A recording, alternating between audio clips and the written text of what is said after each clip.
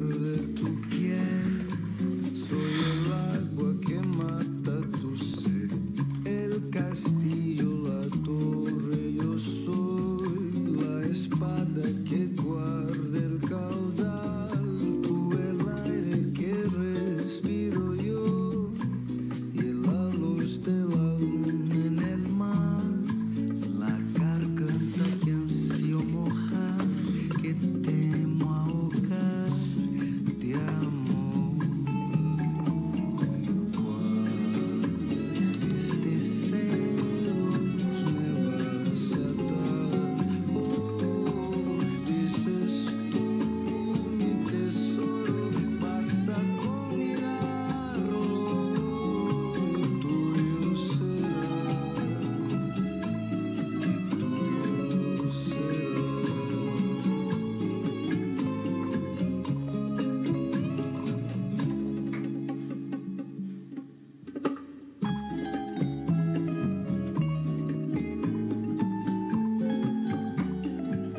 Hi everyone, welcome back, week 2. We'll just give you a couple minutes, make sure people can join in, and then we will get going.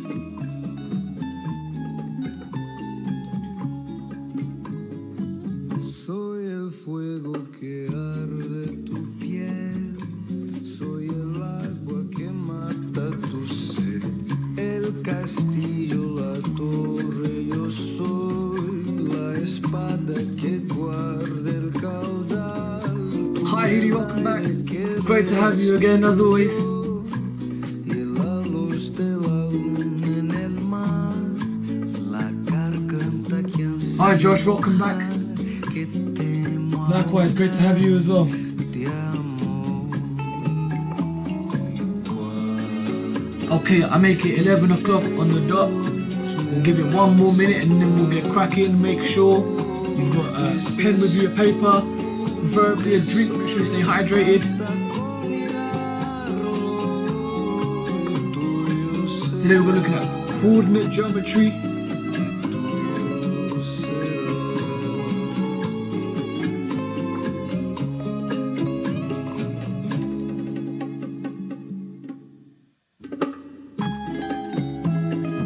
Today is probably not going to be as long as last week. Last week was a heavy topic, probably one of the biggest topics in the AS level course. This is not as big, but we're going to aim for a similar kind of time. So we'll do about an hour and have a quick break, about 10-15 minute break, just like last time, and then we'll crack on with the last bit. We'll save the hard stuff to the end.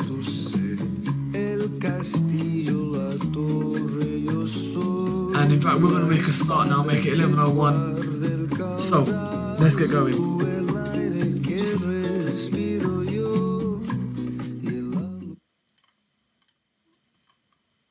Okay, right, so, topic 2, coordinate geometry. We're going to build on some of the stuff that we did last week. We're going to add in some new extra wrinkles to it as well. But a similar kind of thing, we'll always go back over the rules first and then look at how we can move from the rules to the applications as well. As always, you've got questions in the live chat. There's our phone number and our contact email there as well if anyone wants to get in touch through that. Pause the video if needed, absolutely, if you're going too fast and you want to slow down. Take your time, or if I'm putting up a solution and you haven't quite finished, feel free to pause and then you can catch up afterwards. And always, as always, there's more problems in the description. If you are confident, if you're comfortable, you think you know what you're doing, feel free to click on the problems in the description and the worksheet, start working through those. And as always, we welcome any feedback that you guys have. So, these are the 5 areas we're going to be looking at today within coordinate geometry.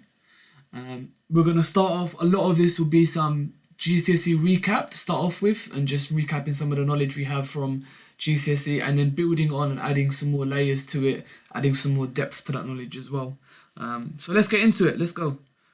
So, just making sure we're familiar with our terminology that we're using here. Y equals mx plus c, standard equation of a straight line. We want to make sure we understand that Y and X are our variables here. There are unknowns. We'll plot them on the vertical and horizontal axis respectively. M is our gradient. Throughout the rest of this lecture, you're going to see me using M. Instead of writing the word gradient, I'm just going to write M. Okay, it's just easier. So we'll establish that now. M is the gradient. C is our y-intercept. Again, throughout this lesson, you're going to see me using M and C to represent gradient y-intercept, rather than writing each of those things out each time. So, we've got three aspects of a straight line that we're looking at here: a gradient, a length, and the midpoint of our coordinates. So let's say we've got these two coordinates, right? Just any general coordinates. One pair of coordinates, x1, y1. Second pair of coordinates, x2, y2. And we want to find first off the gradient between them. We want to make sure we've got our gradient equation correct. So m, the gradient, is equal to this symbol delta. This triangle is similar delta. It stands for change in. This is change in y over change in x. Hopefully you would have already come across differentiation where you've got dy by dx. So triangle delta, d delta, they are all the same notation, just different ways of expressing the same concept. So if you want to break this down into individual coordinates though, this becomes y2 minus y1 over x2 minus x1. Okay? So just changing y with changing x. What's the difference in y divided by the difference in x? Okay. So this is for the gradient.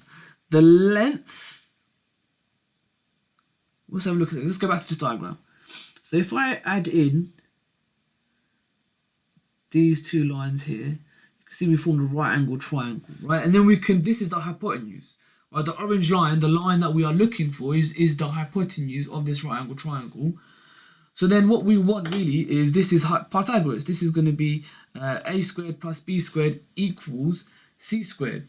So again, we want the difference. We want this length here and this length here, which is going to be the difference between our two sets of coordinates. And then we want to square root it. So this becomes, the length becomes the square root of x2 minus x1 all squared plus y2 minus y1 also all squared. Okay?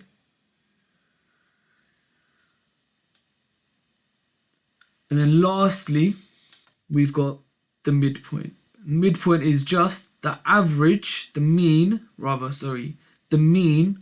of our two coordinates. So we would have, if I start off our coordinate notation with brackets and a comma, this is going to be x1 plus x2 divided by 2. And then same thing for the y. y1 plus y2 divided by 2. Okay. Some of this might be familiar to you guys, and that's not a problem at all. Like I said, we always want to make sure we've got the basics grounded and a solid understanding of the basics before we then move on to some of the more application stuff, the complex stuff that we go on to. So I'll give you just a couple of seconds in case you need to copy that down.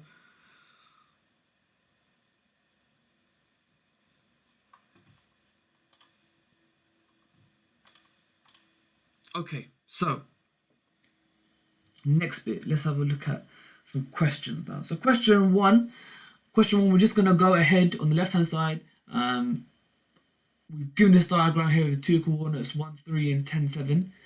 We're just going to go ahead and work out the three things for question one. So we want to work out the gradient, the length and the midpoint of question one. So what I'm going to do is, if you know what you're doing, feel free to go ahead, get straight into working out the gradient and the midpoint and the length for that question one.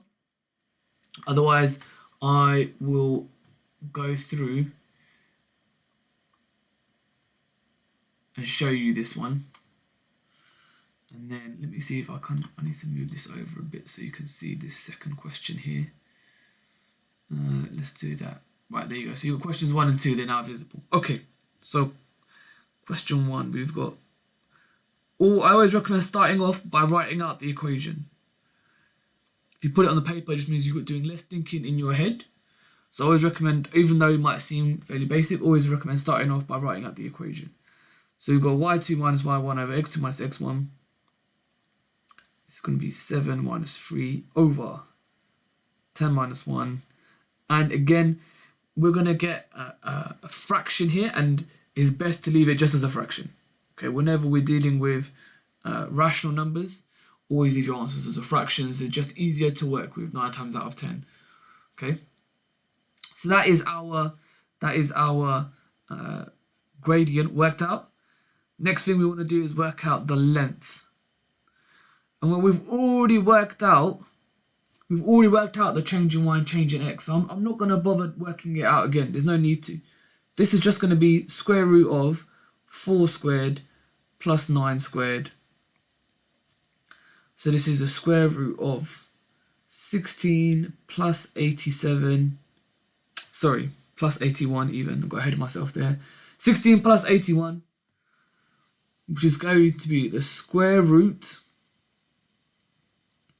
of 97.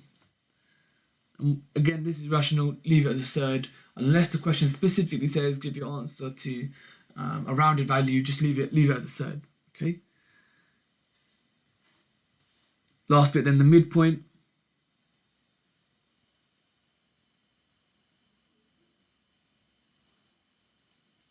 So midpoint, we've got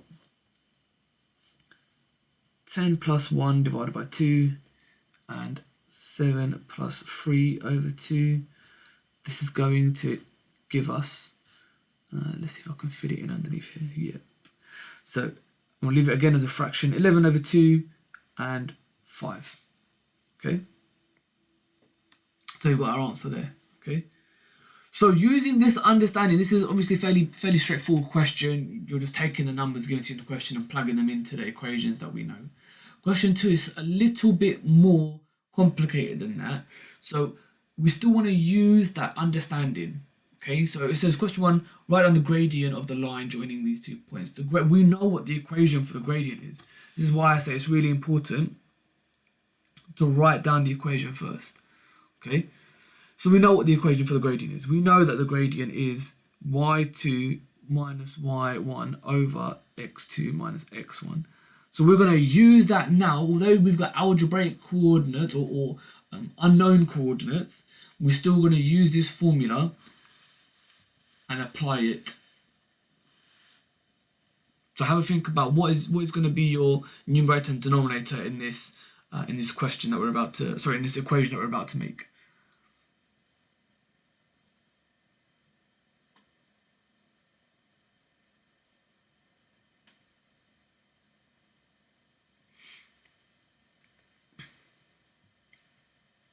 So this numerator, we've got 7 minus k plus 1.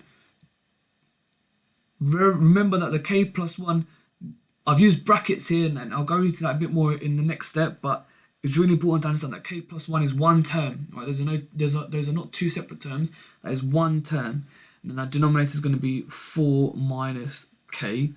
So we've got 7 minus k minus 1. This is really important. The number one mistake people will make here is they'll see the plus 1 and they will forget that the negative is applied to all of k plus 1, and they'll end up adding it rather than subtracting it. So we want to make sure that our answer that we get is going to be 6 minus k over 4 minus k for part A here. And in part B, now we're being asked to find a value. So question A was just finding an expression, right? Write down the gradient. We've done that. Part B is now finding a value.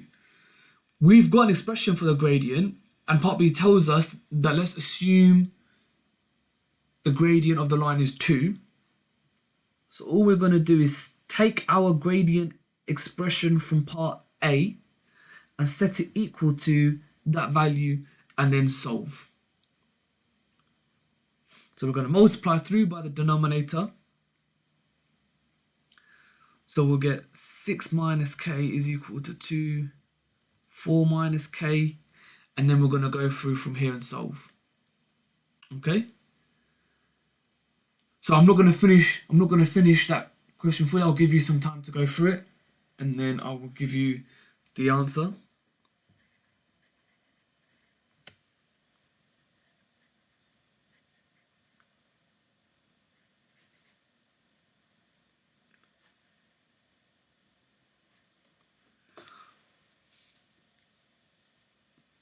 A couple of seconds, and I'll write the answer for this one. Okay, so we should get, once we expand out the brackets and set k over to one side and solve for k, we should get an answer of k equals 2 for this one. Part C is very, very similar. In fact, it is exactly the same concept. The only thing that's changing is the value that we set our gradient equation equal to.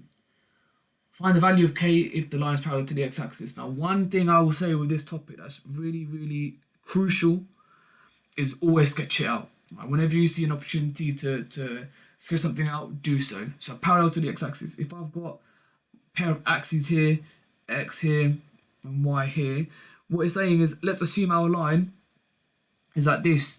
So effectively, there is no change in y. If there's no change in y, then our gradient is 0.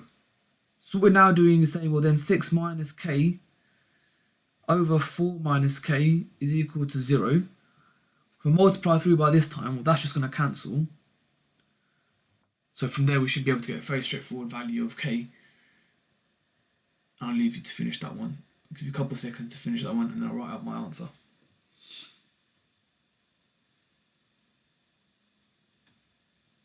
So we've got 6 minus k is equal to 0. Therefore, k has to equal 6 for the second one here, part C. Okay, so hopefully you can see on the left-hand side, question 1, we're just taking some numbers, applying it into our basic formulae. And in question 2, we're still using the exact same formulae, right? Our starting point is exactly the same as it was for part 1. The only difference is how we apply it and how we go about using it. But our starting point is the same. That's a running theme throughout this whole topic, is always ask yourself, where am I starting from? What are the things that I need, okay? So, we've got 3 questions here. I'm going to give you about, let's just say a few minutes. Let's say a few minutes. I'll make it 11:15 now. So I'll give you about 3 to 4 minutes to go through, have a go through those questions. And then I'll go through with the answers afterwards as well. Question 1 here is very, very similar to question 2 that we've just done. Very, very similar. So if you're not sure how to do question 1, go back, have a look at question 2 that we've just done in our examples, and then I'll write up the answers in a few minutes.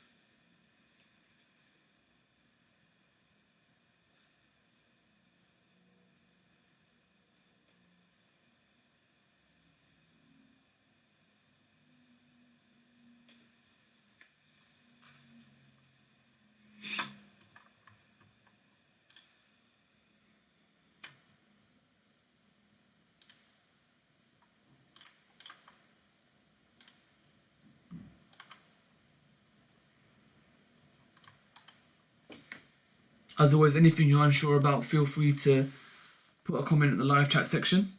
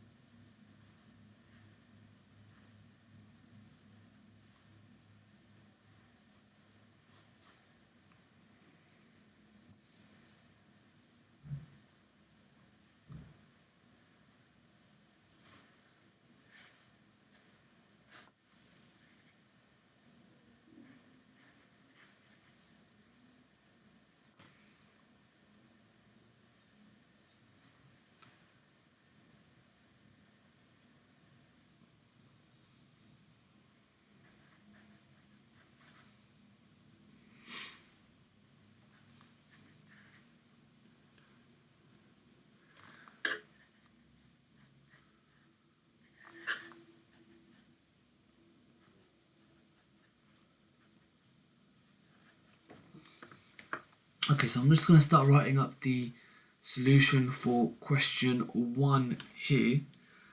So question 1, first part we should have is our gradient m is changing y over changing x. So we've got 5 minus 2a over 3 minus a. And that's it, no simplifying required this time. That's all we need to do. Part B then. Part of the value of a's gradient of the line is 3. So again, exactly the same as last time. We want to set this equal to 3. We're going to multiply through. And then tidy it up. Okay, so I'm going to skip through some of the tidying it up, expanding the brackets and then solving. I'm just going to skip some of those steps there. I feel confident that we should be able to do that. We should get a final answer though of a is equal to 4 here. Okay. And then lastly, part C, again, parallel to the x-axis means a gradient of 0. So in fact, we're going to get 5 minus 2a over 3 minus a is equal to 0. And in fact, we don't even need to have this denominator in here, right? We've got it equal to 0. So if I multiply through by this denominator, it doesn't actually matter. I can just have it as that 5 minus 2a is equal to 0. Again, I'll leave the rearranging to you, but we should get a final answer of a is equal to 5 over 2 for part C there. Okay.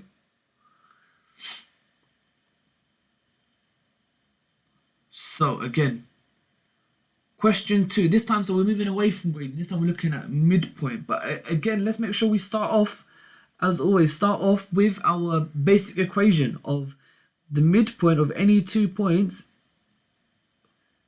is going to be this.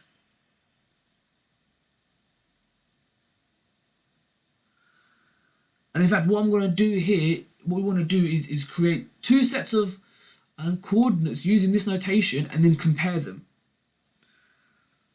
So what I'm going to do is, in fact, I'm just going to, we're going to set it up first. So this is going to become, well, our x coordinates are going to be 2 plus a divided by 2. And then our y coordinates are going to be 4 plus b divided by 2. And these respectively must equal 3 and minus 1. 3 and minus 1. Okay? Now I've got 2 separate equations. I've got this one here, that 2 plus a over 2 is equal to 3. That can go through and solve. And 4 plus b over 2 is equal to minus 1. So again, we're going to go through solve. I'm not going to go through the full solution. I'll give you about 20 seconds to go through and rearrange those to work out your values. And then I'll write up the answer there.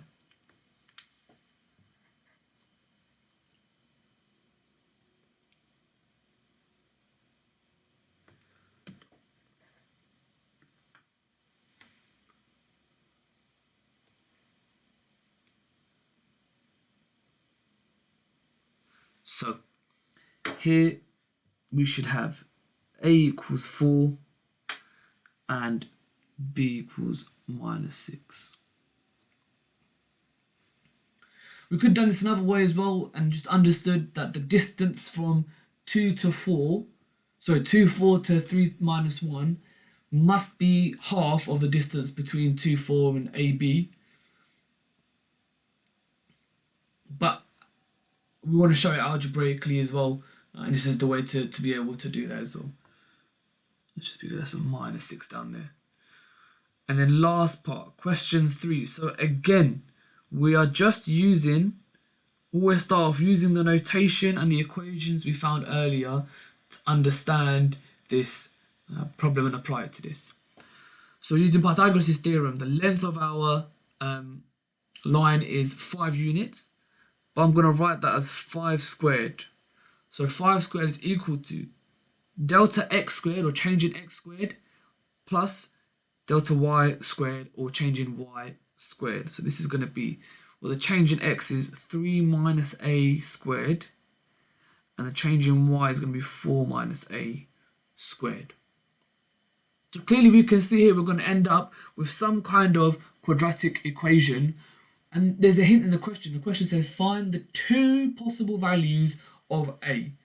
Two possible values, and that's a hint there. If we had a linear equation, it would be impossible to get two values of a. For a cubic equation, again, we could be thinking that, well, there's potentially three values of a. So the idea that there are two possible values, that's a hint that we should end up with a quadratic that we will need to solve. So there's some rearranging and some solving required here. Remember, we cannot solve a quadratic unless it's equal to 0.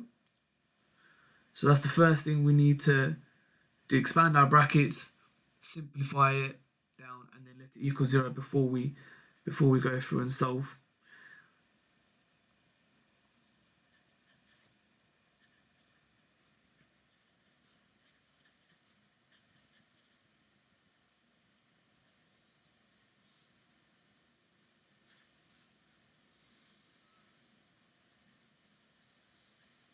And then we should get two solutions or two values. Once we go through to that, we're going to get two values of, we should end up with a squared minus 7a equals 0. And therefore, a equals 0. Actually, let's factorize this out properly. So then therefore we can factorize this out. So we get a minus 7 equals 0.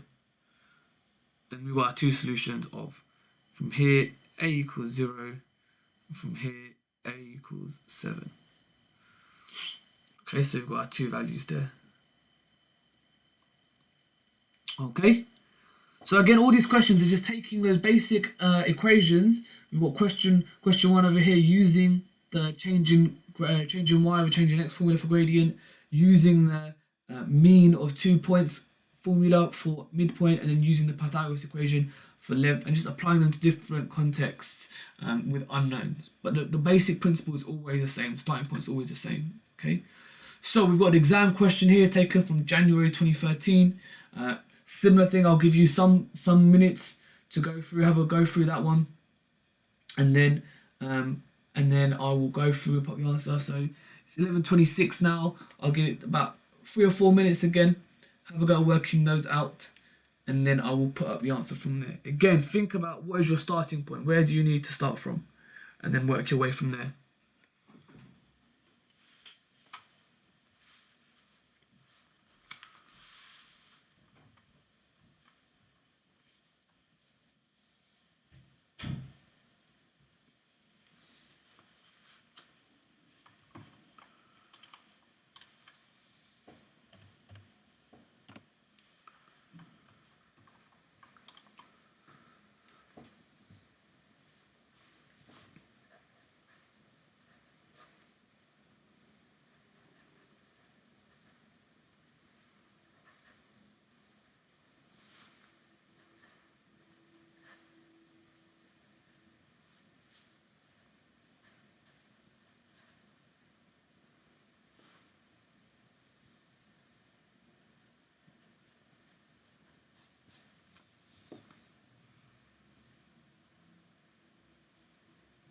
I'll write the answers up as we're going along just so you can check it. So the answer for question 1 is up here.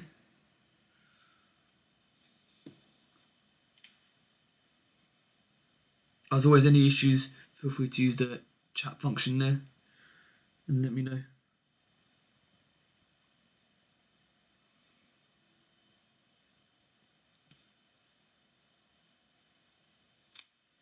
If you know any friends that should be here as well, that were here last week and you don't know if they're around, let them know that we're live. Get them logged on.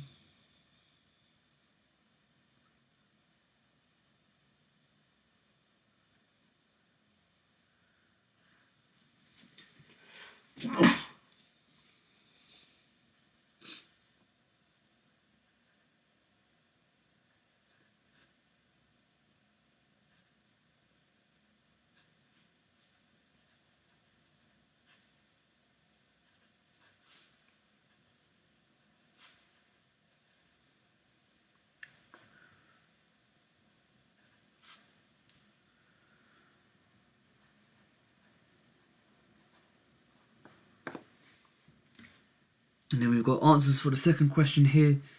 We should have m is equal to 2 and q is equal to 3 for that question there.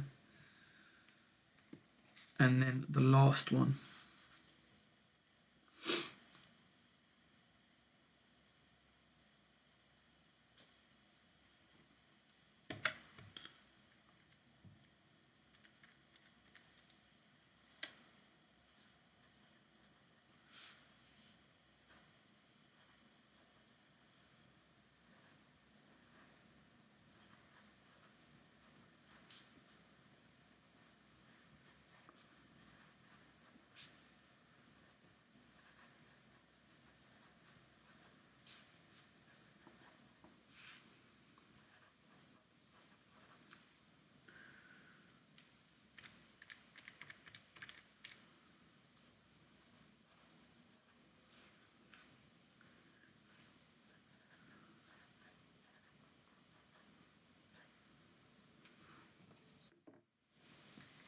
Last one, we should get a quadratic. And then two possible values of d. One positive, one negative. We should get d could be either -8 or +4. So -8 or +4.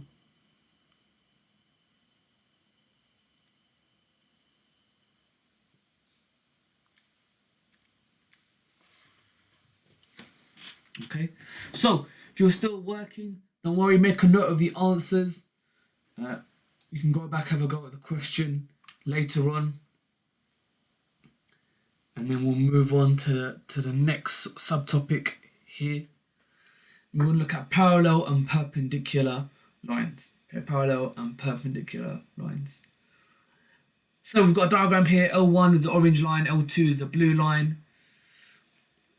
If I now tell you that L1 and L2 are perpendicular, let's go with perpendicular first. If L1 and L2 are perpendicular, their gradients are the negative reciprocals of each other. So what that means is if L1 has gradient M1, so L1 has, let's write that properly, so L1, let's try that again. L1 has gradient M1, then L2 will have gradient -1 over M1. So I can express the gradient of line 2 using the gradient of line 1. So if we make this concrete, put some numbers in, let's say L1 had a gradient of 3, this would mean that line 2 would have a gradient of -1 over 3. Okay? Or conversely, let's say the gradient of L1 was 1 over 4, then we still take the reciprocal. The reciprocal of a fraction becomes, the numerator and denominator are going to swap around. This is going to become -4. For parallel lines, obviously the definition of a parallel line is that they have the same gradient. So if I draw in another line here, and let's call this L3, we can say that if the gradient of L1 is still M1 and L3 is parallel, then L3 will also have a gradient of M1. Okay? So just making sure we understand the basic concepts here before we go on. So we've got a table here, gradient of line 1, gradient of line 2. Just go through, fill in the gaps in this table. I'd say about 30 seconds to go through and do that, and then I'll write up the answers. If you finish that, feel free to go on to question 2. Question 2, draw out the diagram. 100% draw out the diagram before you attempt it. Doesn't have to be accurate, but just a rough idea to help you figure out what's going on.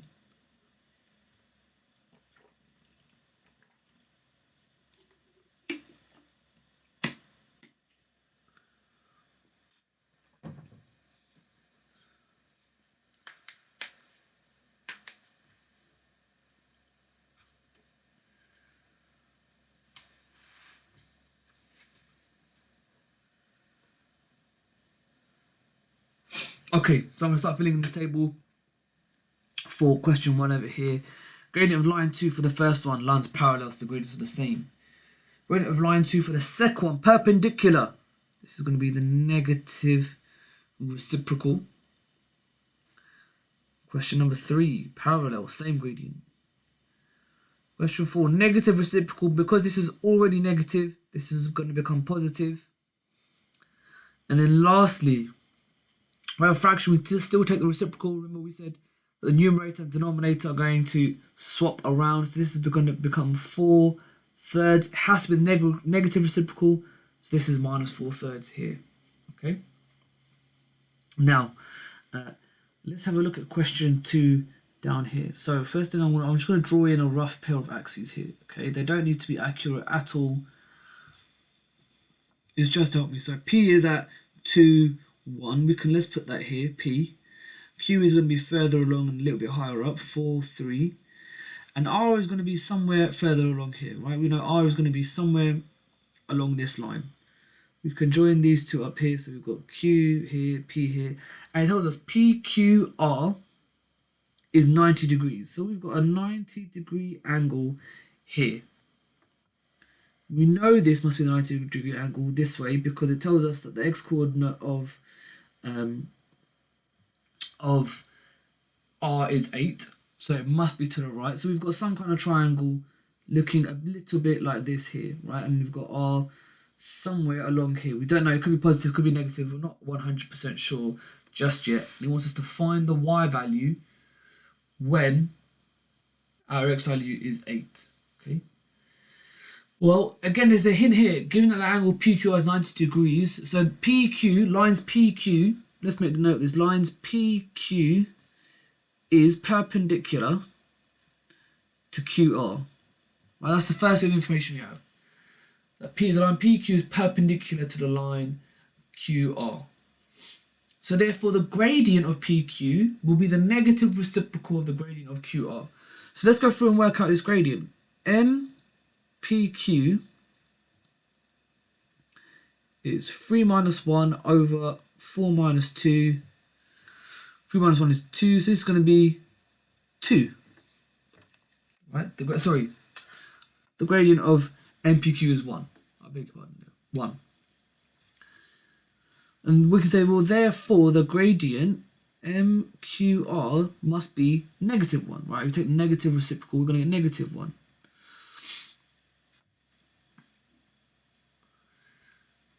And then here, so we start at 4, 3. We know our gradient is minus 1. So we could do several things here. We could find the equation of the line QR. We've got our gradient and we've got a point on there. We could find the equation of the line QR and then plug in the x value of 8. And actually, we will look at some questions like that a bit later on. So I'm not going to do it that way just now. We could just really simply do it by listing out the coordinates, right? Minus 1 means the gradient is every time we go 1 in the x direction, what does our y value change by? So what this is saying is, well, if we start at 4, 3, then our next coordinate is going to be 5, 2. We've got added 1 in our x coordinate, and as the gradient is minus 1, we need to subtract 1 from our y coordinate. And then we can just keep going until we get to the coordinate. We need 6, 1, 7, 0, until we get to our final answer of 8 minus 1. So therefore, really important, therefore state t is equal to minus 1. Right, let's make sure we make it really clear, make it easy for the examiners, so we leave no room for any interpretation there. T is equal to minus 1. Okay. So again, you can see if we look here, we're still using this equation, like the simple gradient equation, even though we still, all we've done now is add another wrinkle to it with our knowledge of parallel and perpendicular lines. Okay, but it's exactly the same stuff. Exactly the same stuff. And now we're going to go on to what I mentioned before. So looking at how to form the equation of a straight line. There's a few different ways of doing it. But if we go back to the equation we saw at the very start of this lesson, which was this, y and x are our unknowns. We don't need to worry about them. What we need to be able to find are m and c. Those are the key things that we need to find. Anytime we're trying to form the equation of a straight line, we need to ask ourselves, do we have m and do we have c? Or do we have a way of working out m and c? So every time you ask to form an equation of straight lines, this is what you need to ask yourself is, do you have a way of working out these two values here? And in general, the way we do that is by using this equation. Y minus y1 is equal to mx minus x1. This is just a rearranging of the gradient equation, right? We know that the gradient equation, x minus x1, this is just a rearranging of that, right? All we've done is rearrange this bottom equation to get to the top equation. But this equation here, this is the one that we use to form the equation of a straight line graph. Okay, and it's really important. So let me just get rid of this here. So this is our general thing. So all we need, this is saying all we need is a pair of coordinates, x1 and y1, a pair of coordinates and an m value. That's all we need in order to be able to work out the equation of a straight line graph. Okay, so make a note, let's make a note, make sure if you haven't done so already, make a note of that equation there.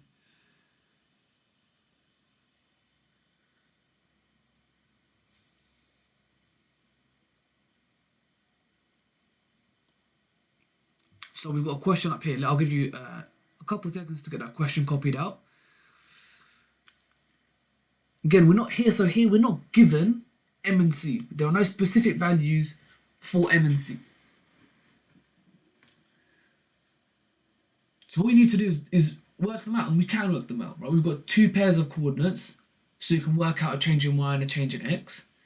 And then we only need one of them to plug into that y minus y1 is equal to m brackets x minus x1 equation in order to form the linear equation.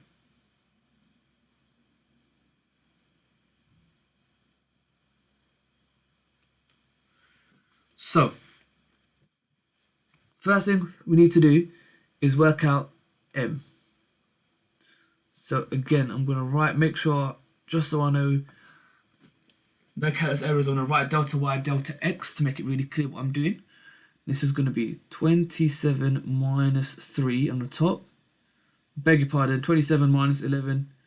Careless error already there. 27 minus 11 over minus 1 minus 3.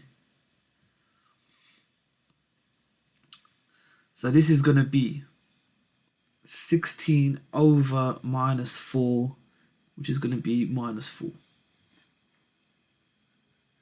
So now we're going to use this y minus y1 is equal to m x minus x1. And now this is just a matter of plugging in our values and then rearranging so it looks in the right format. So we get, I'm going to use this first coordinate here, 3, 11. It's always easier to avoid negatives, avoid fractions, avoid decimals and thirds.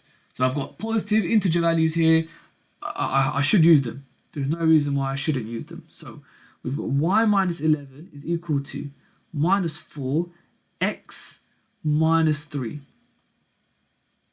Let's multiply at the right hand side. Y minus 11 is equal to minus 4x. Double negative here, so it's going to be plus 12. And finally rearrange.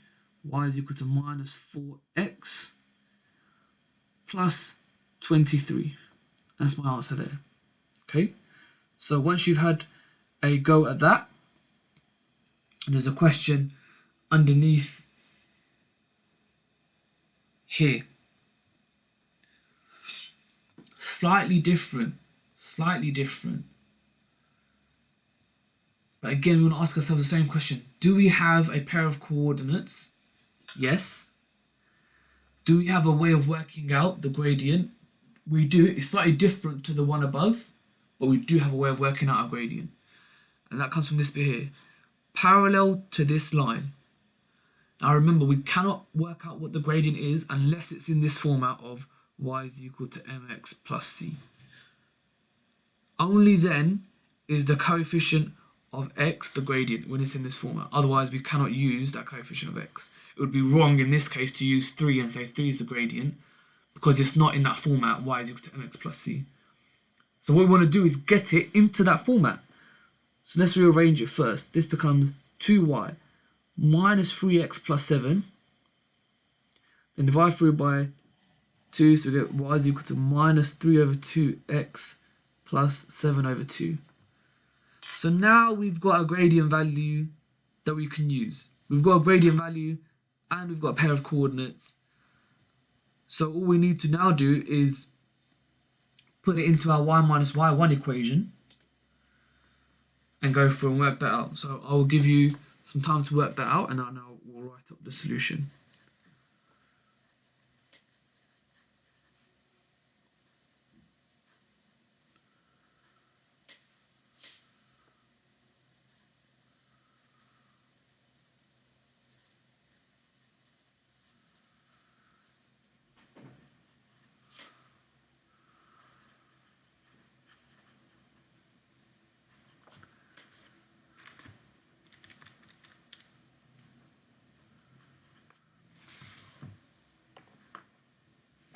So we should get, for the second question here, we should get a final answer of y is equal to minus 3 over 2x plus 11 over 2. Or if you've alternatively, if you've got 2y is equal to minus 3x plus 11, that is also acceptable. Right? This question, they have not specified.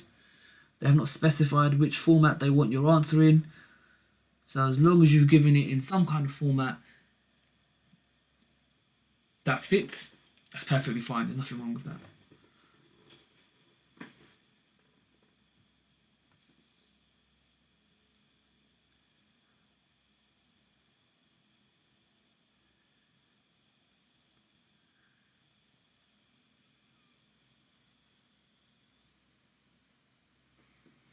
Okay. So let's have a look at. So we've got 3 exam questions here. Okay, 3 exam questions here. I'm gonna give you some time. These are quite lengthy questions, so I'll give you some time to go through it. Go through it again one at a time, and then I'll write up the answers to start off with, and I'll go through some of them. I'll go through some work solutions. Otherwise, I'll just leave you to work those out.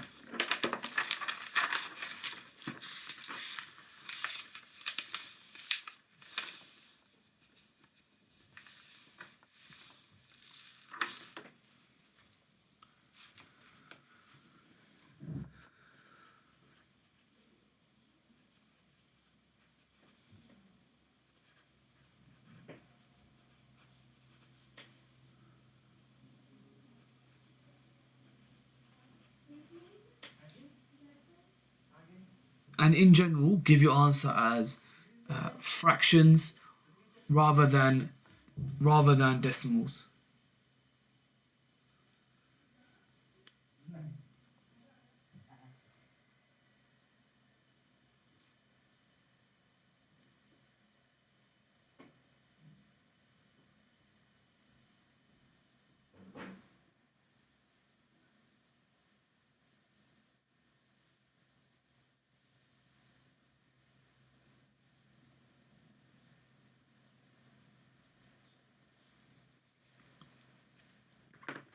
So question 1a, I'm just going to write the value down here. Should get minus 3/5, this first one.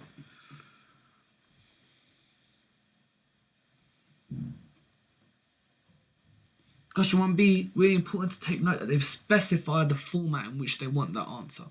So it must be in that format, y is equal to mx plus c.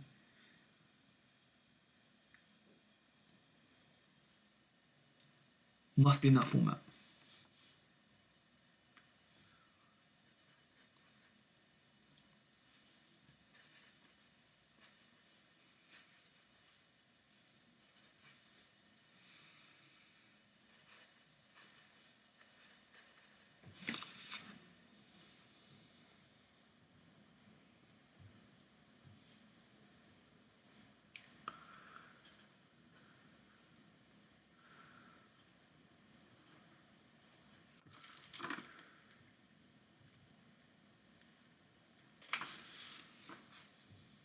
So we should then end up with for question 2. Sorry, for 1b, even for 1b, I beg your pardon. I'll write up the answer as well here, so we're going to get y is equal to.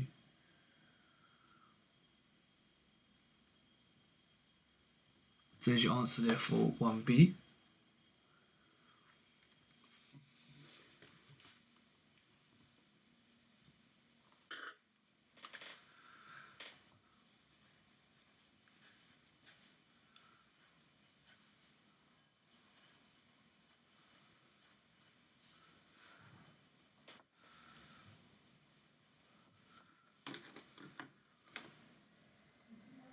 Question 2, part 1, again. I'll write up the answer just here, so we should get an answer of 5.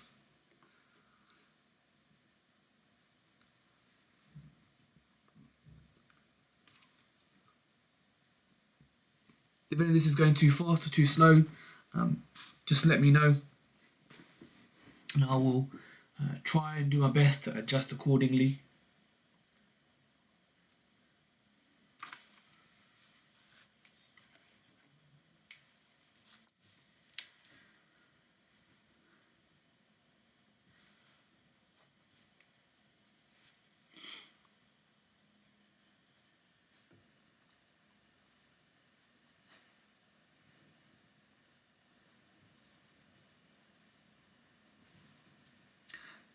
Part 2, there's a lot of parts. So definitely make sure you lay your answer out nice and clear. What I mean by that is, so have some working for your midpoint and clearly label it. Then have gradient, write MAB, work out that gradient. Then think about what gradient you want to work out next and make sure you label it really clearly. Josh, absolutely. How did I get 5? Really good point. So I'm gonna go through it in a different color on the right hand side here. So AB squared is equal to delta x squared plus delta y squared. Okay, so the change in x is going to be 5 minus 2 squared plus the change in y, which is minus 3 minus 1 squared. So 5 minus 2 is going to give me 3 squared. Minus 3 minus 1 is negative 4. But negative 4 squared is the same as positive 4 squared. So this is going to be 9 plus 16, which is 25. And that's AB squared. So in order to just get AB, I have to square root it. So that's where that 5 comes from. Because we're talking about length as well, although last week we said when we square root stuff, we get a positive and a negative value. That doesn't make sense for a length. It doesn't make sense for a negative length.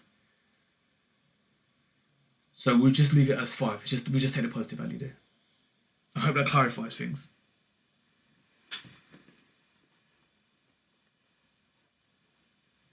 If not, then feel free to ask again, and I'll try and explain it a different way.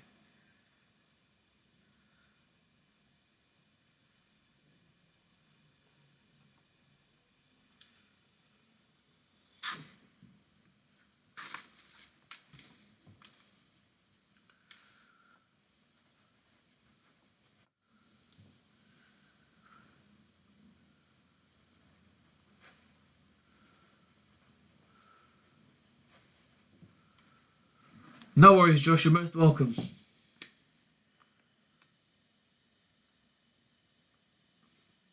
So I'm just going to rub out this bit here just to give myself some space, and then I'll start writing up this some of the solutions to part 2. Okay, so the midpoint, we should have 7 over 2 and minus 1 as our coordinates. The gradient of AB is minus 4 over 3. So therefore the perpendicular, so I'm just going to write this as M perp, is going to be positive 3 over 4. So now we've got our coordinates here, we've got our gradient here, we want to use that y minus y1 equation to get our linear equation of that line. But again, make sure we're paying attention to the format of the question. It says specifically ax plus by plus c, where a, b, and c are integers. So when we form our equation, we would form it. Let me put the numbers in. So we would form it like this. We get y plus 1, because that's negative 1, 3 over 4, x minus 7 over 2. At this point, the first thing I would do is multiply everything through by 4, because then it makes it easier to expand the bracket as well. So what we're going to get is 4y plus 4 is equal to 3x minus 7 over 2. Then expand the bracket. Finally, multiply everything through by 2, because we must have all integer values. So we're going to get 8y plus 8 is equal to 6x. Remember to multiply each individual term, minus 21. Then we need to take everything over to one side. So we're going to get minus 6x plus 8y plus 29 equals 0. And underneath here, I would state what the specific values of a, b, and c are. So I would say a equals minus 6, b equals 8, and c equals 29. Again, we don't want to leave any room for interpretation. We want to make it as clear and as easy for the examiner as possible to go through and look at this. Okay?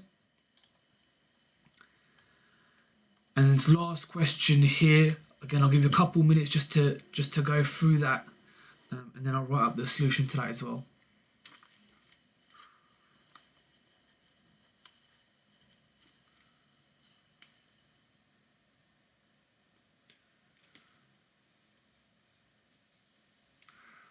This is very similar. Again, we're having to find the equation of a straight line. And then it also says find the coordinates of its intersection with the axes. So your x and y intercepts there.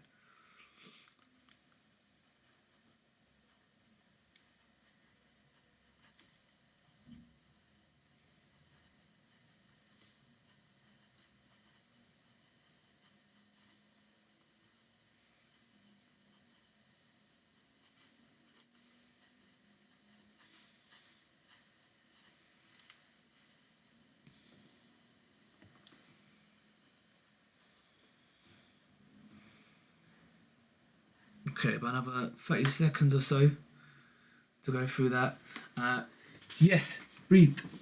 So, let's go over part 2. So the first bit is find the equation line through the midpoint of AB. So the first thing we did was find the midpoint of AB. 5 plus 2 is going to give me 7. Divided by 2 is where I get this x coordinate from. Similarly with the y, minus 3 plus 1 is minus 2. Divided by 2 is going to give me the minus 1 here. So this is where I get the midpoint from. To work out the gradient, we then do the change in y divided by the change in x. Right? So this is minus 3 subtract 1 on the numerator, which is where the minus 4 comes from. And then 5 subtract 2, which is where the 3 comes from. That's the gradient of AB. But the question's asking me to find and use the gradient of the line perpendicular to AB. So that's where this 3 over 4 comes from. So now I have the two things that I need to make a straight line. I've got my gradient and I've got a coordinate, or a pair of coordinates, sorry. So I'm going to plug those into here. I'm going to plug this gradient, 3 over 4, that goes into here. And then this 7 over 2 minus 1, that is going to go into here and here, my y1 and x1 values. Okay? And then from here, it's just a matter of tidying it up. Right, tidying it up and simplifying it. I've multiplied through by 4 to get rid of this denominator here. I tidy it up, expand my brackets, multiply through by 2 to get rid of this denominator here, and then just put it into the format that they've requested in the question. If I don't put it into that format, I'll lose at least 1, if not maybe 2 marks, because the question specified a particular format. Okay? So again, let me know if that clarifies things. If not, I'll try and explain it a bit more. Question 3, in the meantime, I'll write the solutions to question 3. So question 3, we should have our equation of y is equal to 4x plus 10. 4x plus 10.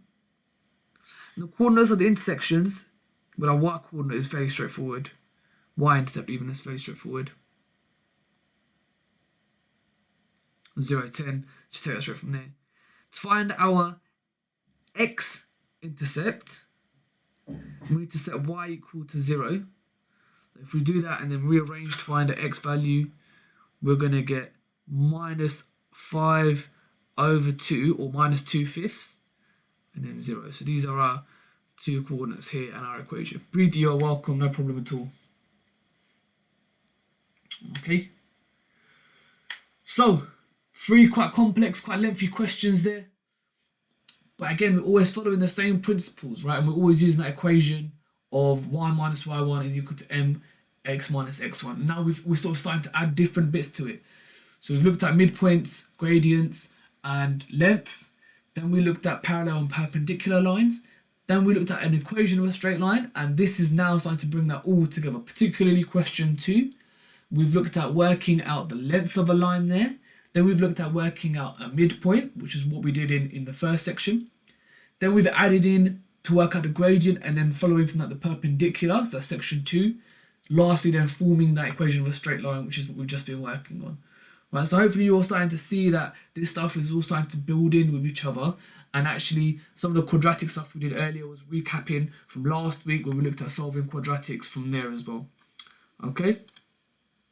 So, this is the last bit we're going to do, and then we'll have a quick break after this. And this is essentially simultaneous equations. Okay, so this is exactly what we've done last week with simultaneous equations. There, intersection, find the point of intersection just means find the solutions to these pair of simultaneous equations. Okay, but just the crucial bit is to write it as a pair of coordinates rather than x and y value necessarily. But the steps are the same. We've got an equation here, equation 2 there. Both are in the format y equals.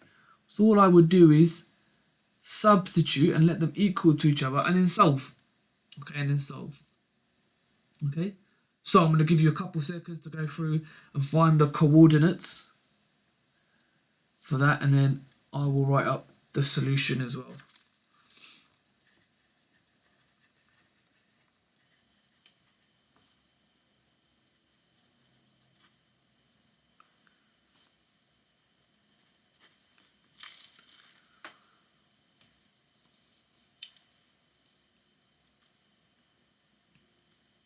Okay, about another 20 seconds or so.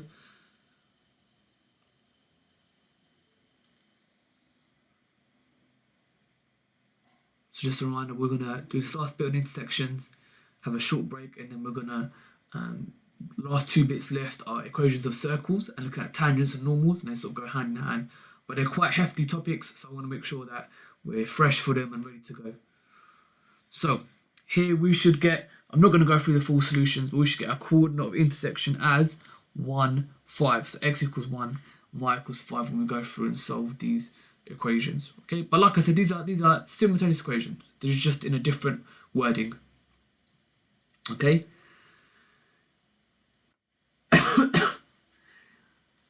This is still a simultaneous equation question. However, when you are not given specific values or you are being asked, it's asking you to visualize something, always draw a diagram. Right? I can't emphasize this enough. It will make your life significantly easier if you draw a diagram. Okay, so let's go a second just to get this question copied out.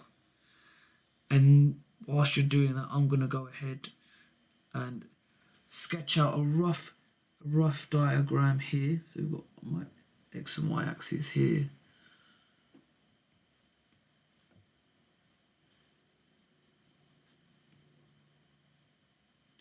So it says we've got our line 3x minus 5. Well, I know that's going to be something like this. I know my y-intercept minus 5, so that's going to be my line, something like that.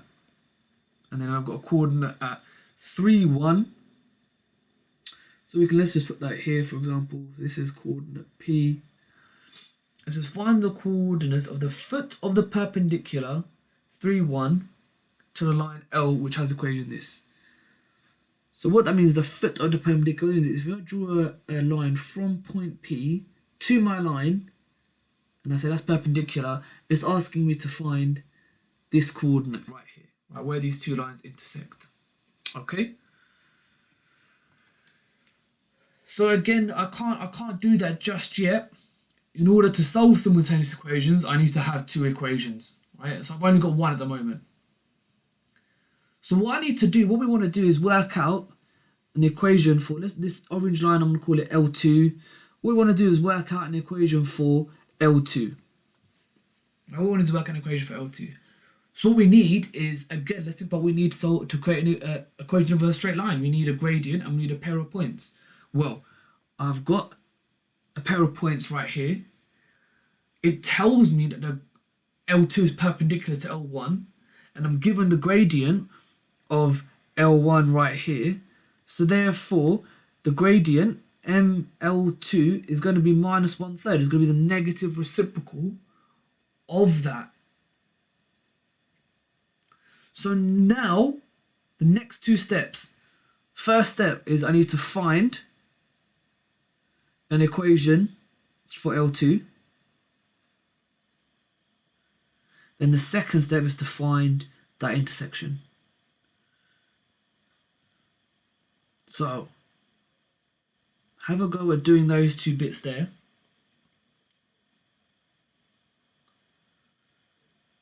And then I will start writing up the solution in just a moment.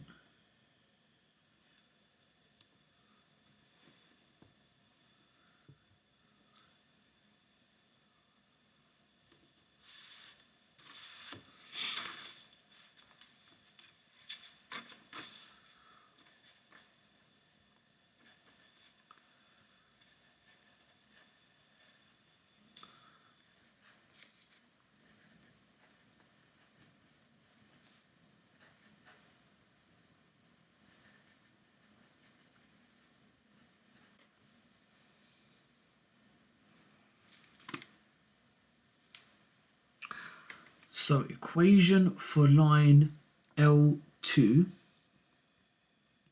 we should get, for line L2, we should get the equation y is equal to minus 1/3 x plus 2. Okay, if you put it in a different format, so you might have 3y is equal to minus x plus 6. That's okay, but the reason I've left it specifically in this format this time round is because it makes it easier to then solve the simultaneous equations, because both are then equal to y, and I can substitute them into each other fairly straightforward. So once you've done that, have a go at doing that substitution.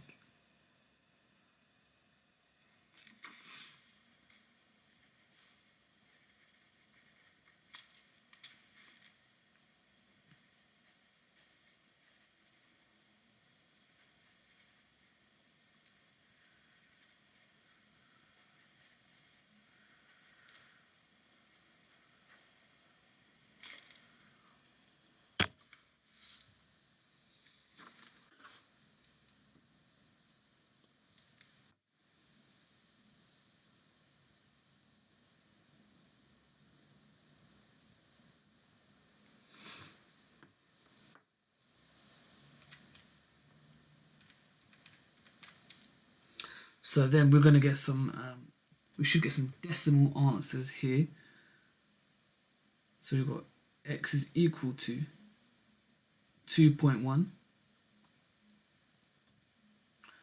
and y is going to be equal to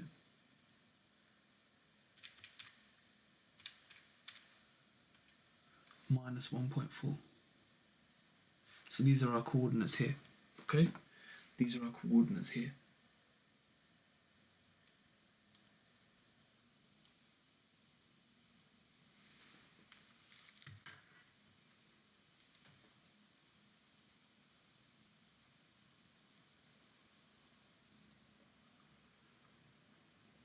Okay, so let's have a look at the next question then.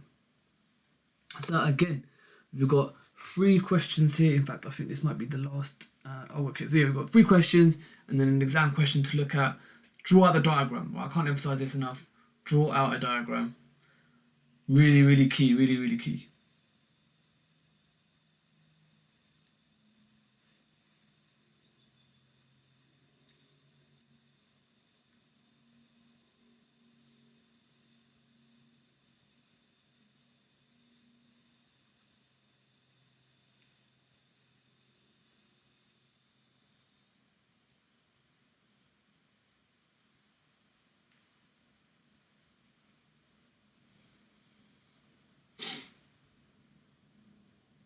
So I'll give you a couple of minutes to have a work through these questions, and then we'll look at the exam question, and then we'll have a break there.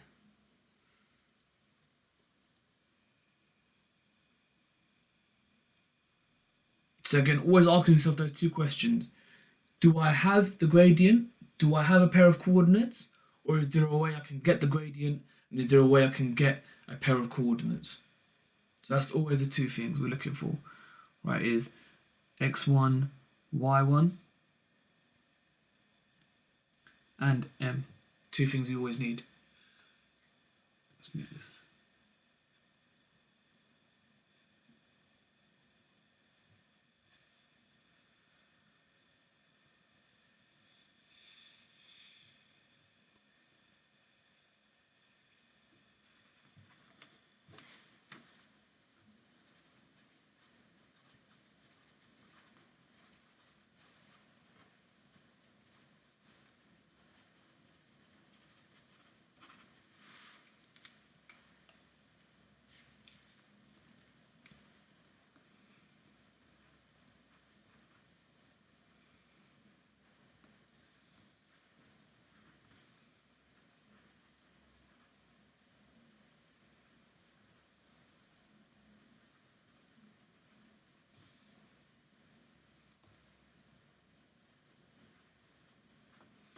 For the first question here, we should get the gradient of our line is minus 1/2, and our coordinates are going to be 3 minus 2.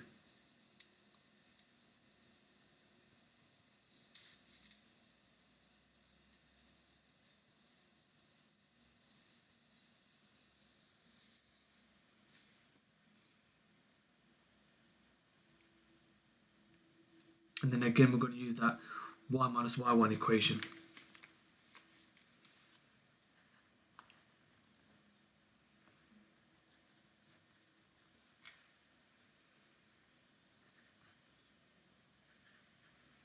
And we'll write up the answer in just a moment.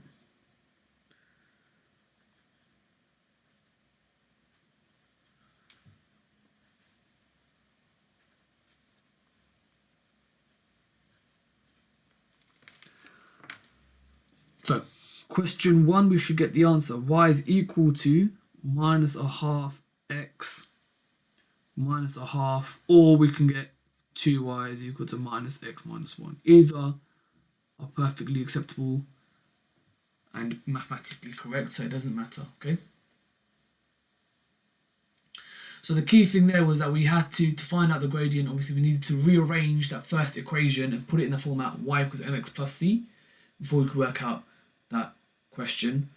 Similar part from part A, similar part similar to question 2a here, similar to question 2a here. But again, draw out a diagram. Okay, draw out a diagram.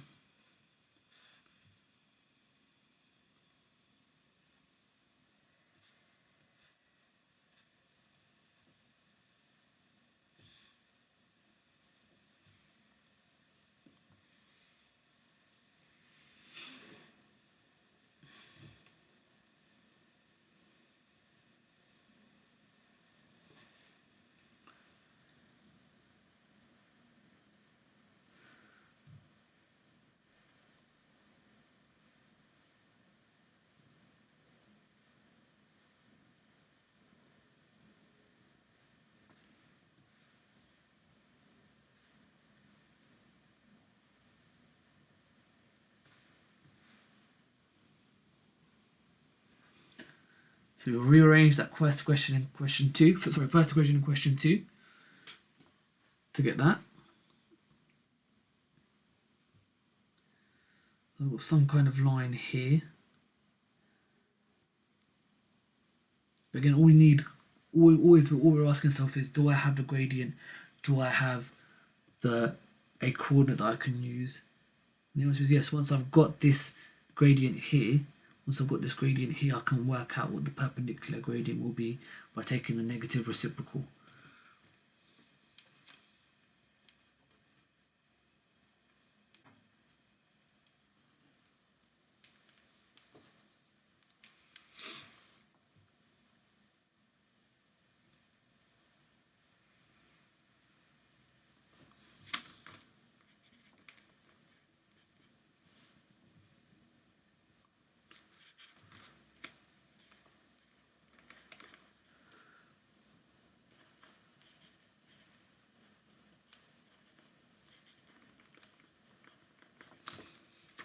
So for question 2a, we should get y is equal to minus 2x plus 10.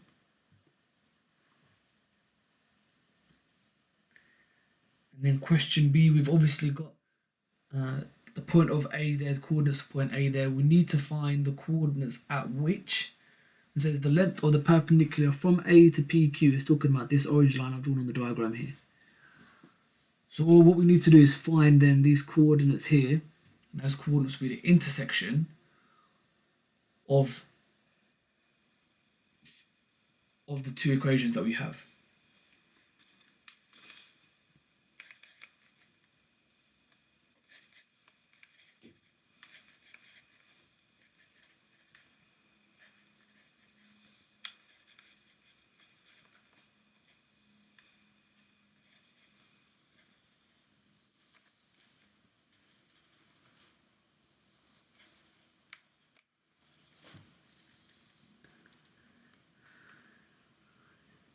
So we should get that this intersection should be 3, 4.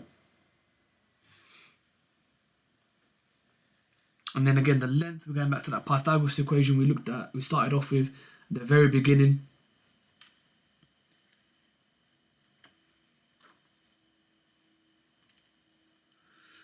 We should get an answer here of root 5. Okay, so root 5 there.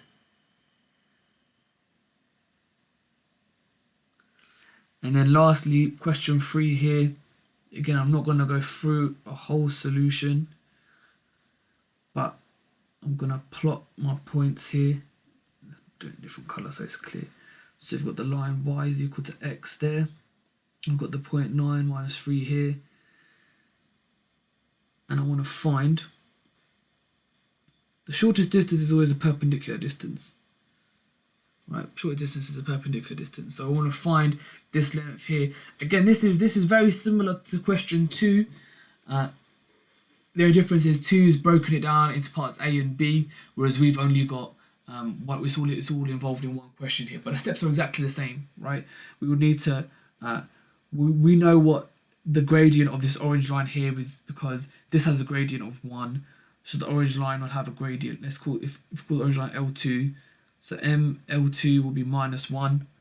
And we've got a set of coordinates, their pair of coordinates. So we can work out an equation for line L2. Then we can find the intersection. And then we can find the length. So it's exactly the same steps as question 2. It's just not broken down and scaffolded into this parts A and B like question 2 has done. Okay. So last bit. We've got an exam question here. In fact, no, let's have a break. We've been working for over an hour now, so let's call it a break and then we'll come back. Okay, so I'll make it 12:17. Let's say back to go, ready to go at 12:25. Nice 8-minute break. So back at 12:25. Okay, get something to eat, get something to drink, stay hydrated, and I'll see you guys in a moment. El mar, la garganta que ansio mojar, que temo ahogar de amor. Igual este celos me vas a dar. Oh, dices tú, mi tesoro, basta con mirarlo y tuyo será.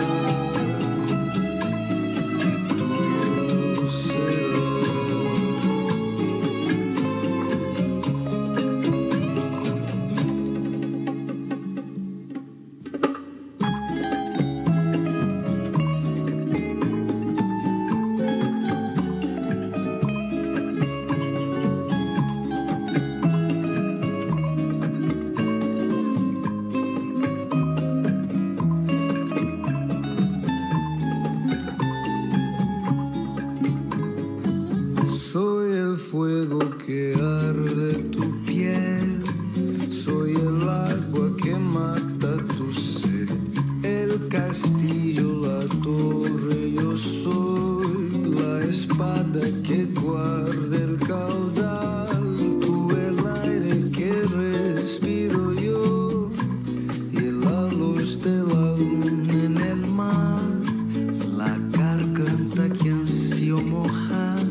que temo ahogar de amor. Y este celos me vas a dar. Oh, dices tú, mi tesoro, basta con mirarlo y tuyo será. Tuyo será.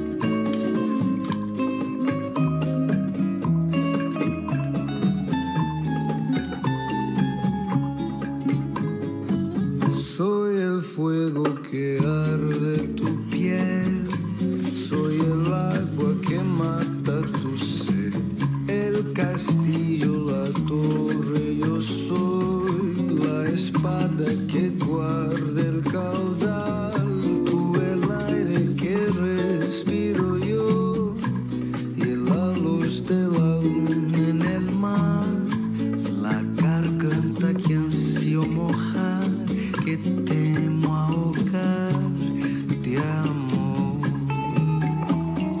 Igual este celos me vas a dar. Oh, dices tú, mi tesoro, basta con mirarlo y tuyo será. Tuyo será.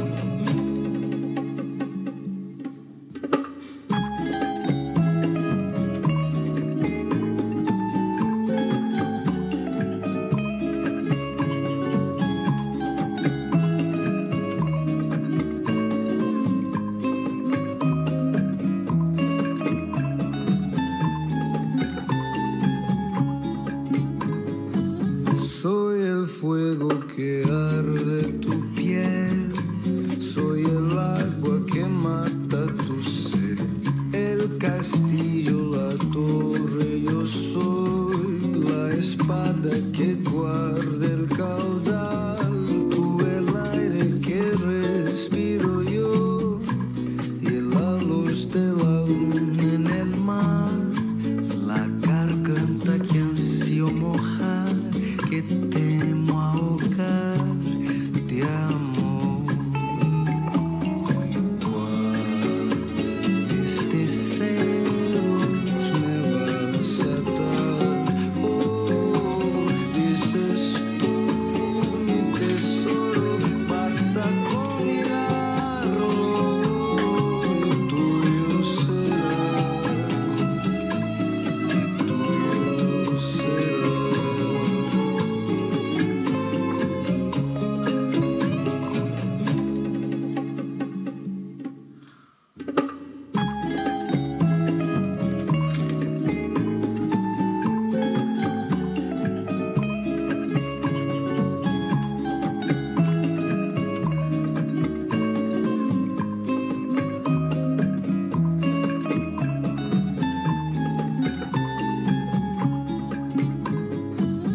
Soy el fuego que arde tu piel, soy el agua que mata tu sed, el castillo, la torre, yo soy la espada que guarda el caudal, tú el aire que respiro yo y la luz de la luna en el mar, la garganta que ansío mojar, que temo ahogar de amor.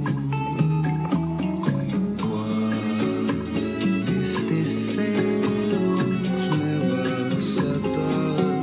Oh, dices tú, mi tesoro. Okay, we're gonna get going in a couple minutes or so and then we're ready to go. Tuyo será. Tuyo será.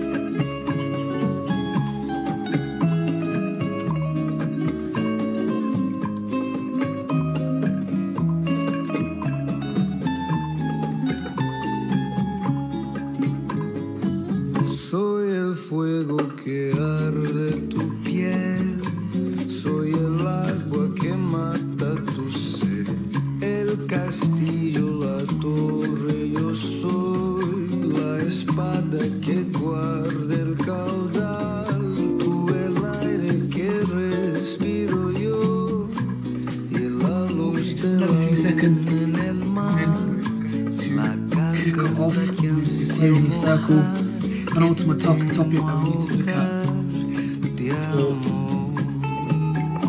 is called geometry lesson.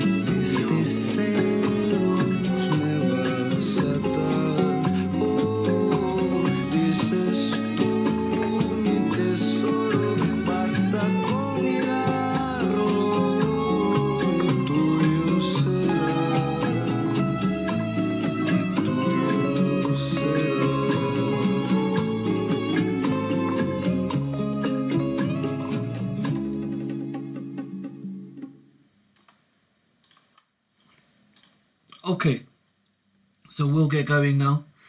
Make it 12:26. Hopefully you've had something to drink in the meantime. While I'm sticking with it for the first half, we've got 2 subtopics to go, and this is the big one, equations of circles. So from GCSE, you hopefully will remember that the equation of a circle with centre at the origin is x squared plus y squared is equal to r squared, where r is the radius. So in this graph here on the right hand side, this is from 3 to minus 3. So this would have equation x squared plus y squared is equal to 9. Right? The radius squared, 3 squared being 9. Okay? The change that we make from GCSE to A level is not having it centered around the circle. Not having it centered around the circle. And the transformation that we then do to the equation becomes this. X minus a squared plus y minus b squared equals r squared for a circle with center A, B, and radius r.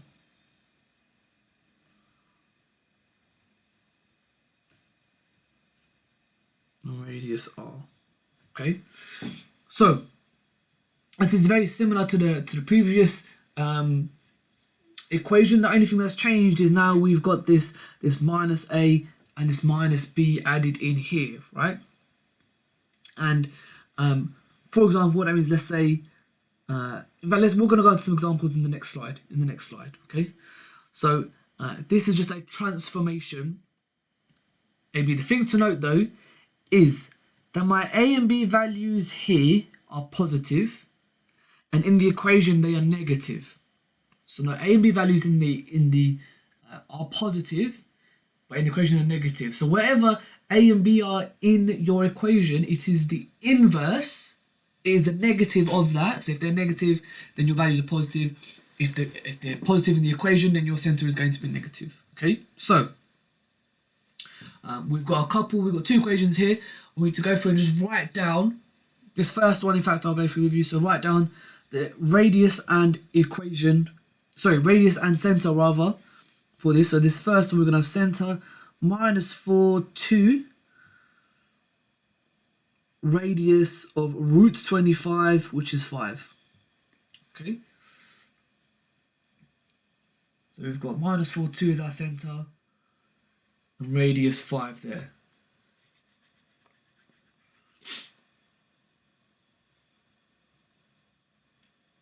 So now just looking at understanding that, let's have a go at that one.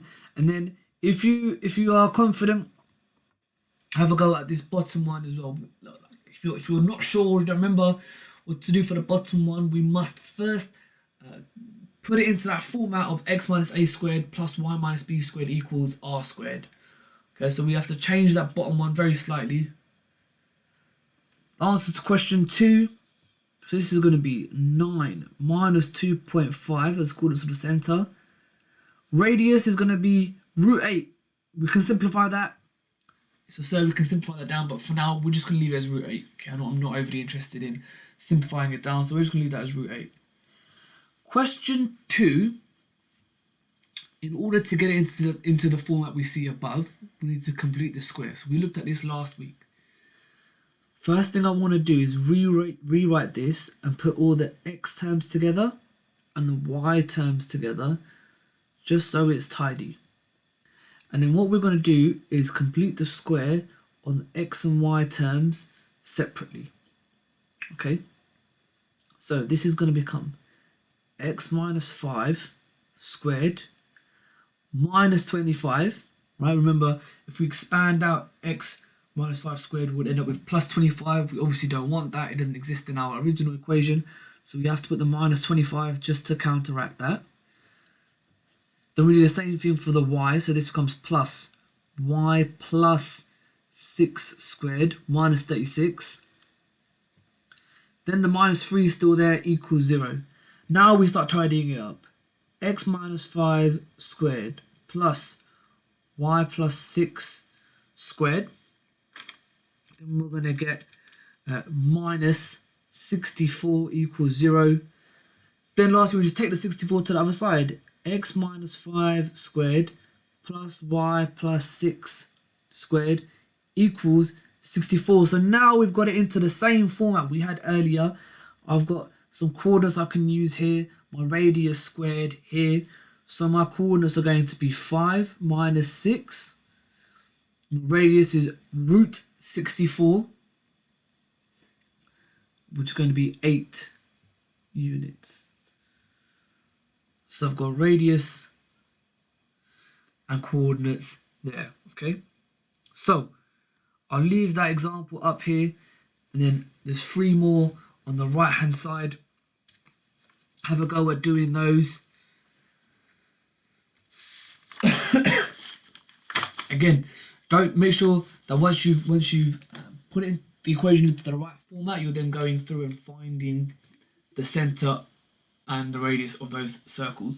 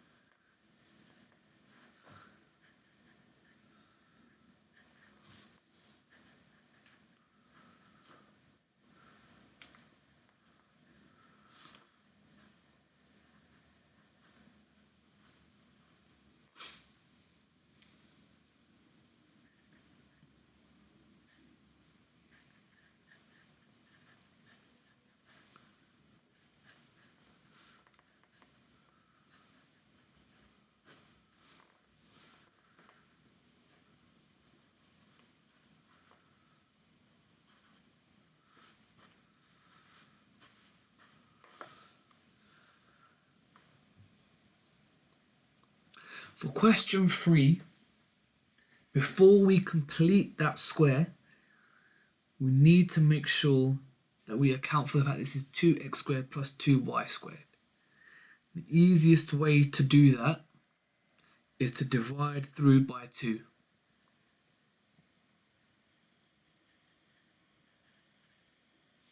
So I'm just going to start writing up the answers to the top 2 questions on the right hand side in just a moment.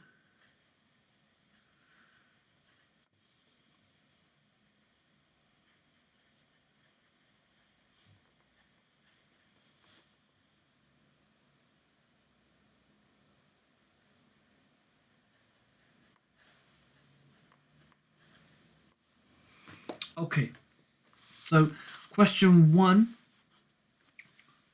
we should have, question 1 on the right hand side, we should have center, we should have center of 4, 1, radius 5. Question 2, we should have center minus 3, 2, radius 3.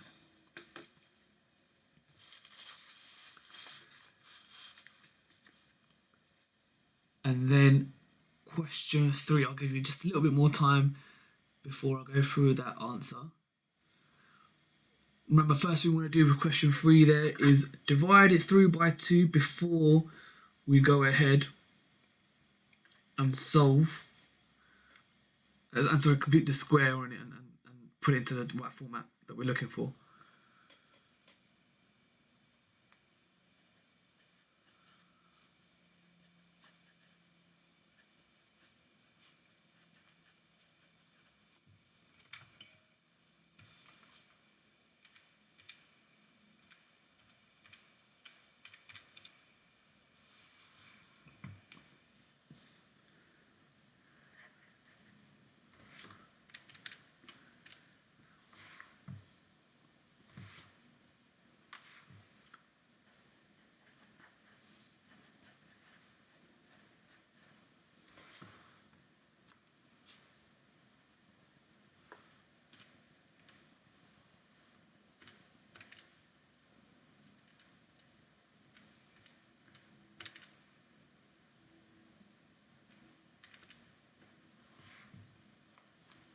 And then for this last one, we should get a center of, in fact, let's just work this through. So first thing we want to do is divide through by 2. So we get this. Okay. And then when we complete the square fully, we should get this.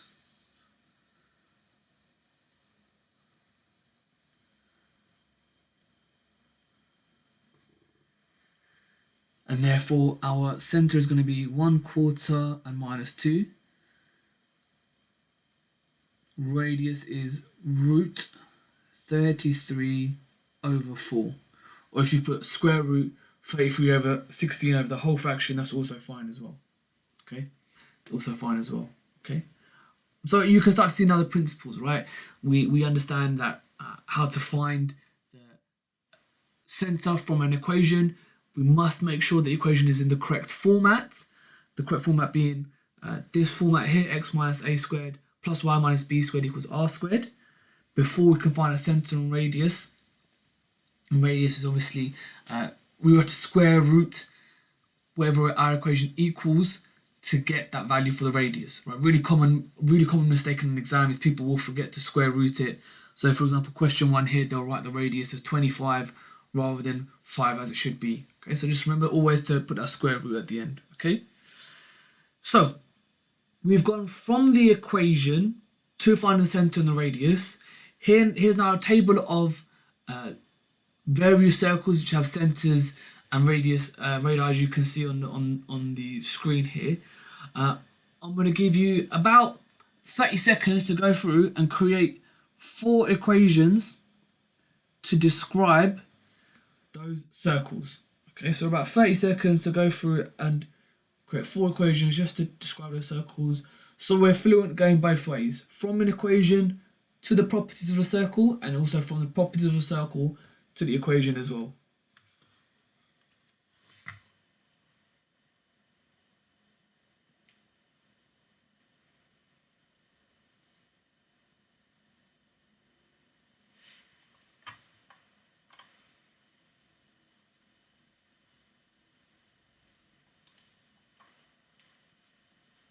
Okay, so question 1, we should have x minus 4 squared plus y minus 6 squared is equal to 4. I beg your pardon, is not equal to 4. Is equal to 256. Went the wrong way there. Is equals 256. Question 2, we've got x minus 5 squared plus y plus 2 squared this time is equal to 361.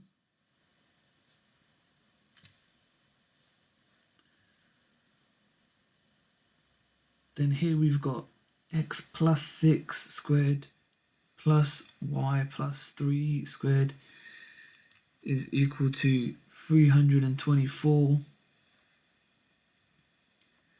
And then lastly, x plus 9 squared. I'm gonna leave the next bit out for a moment. It's 5625. So the center, the y coordinate for the center is 0. So this is just plus y squared. Right? There is no y minus b because b is 0. So it's just y squared. We can just write it as that. Okay?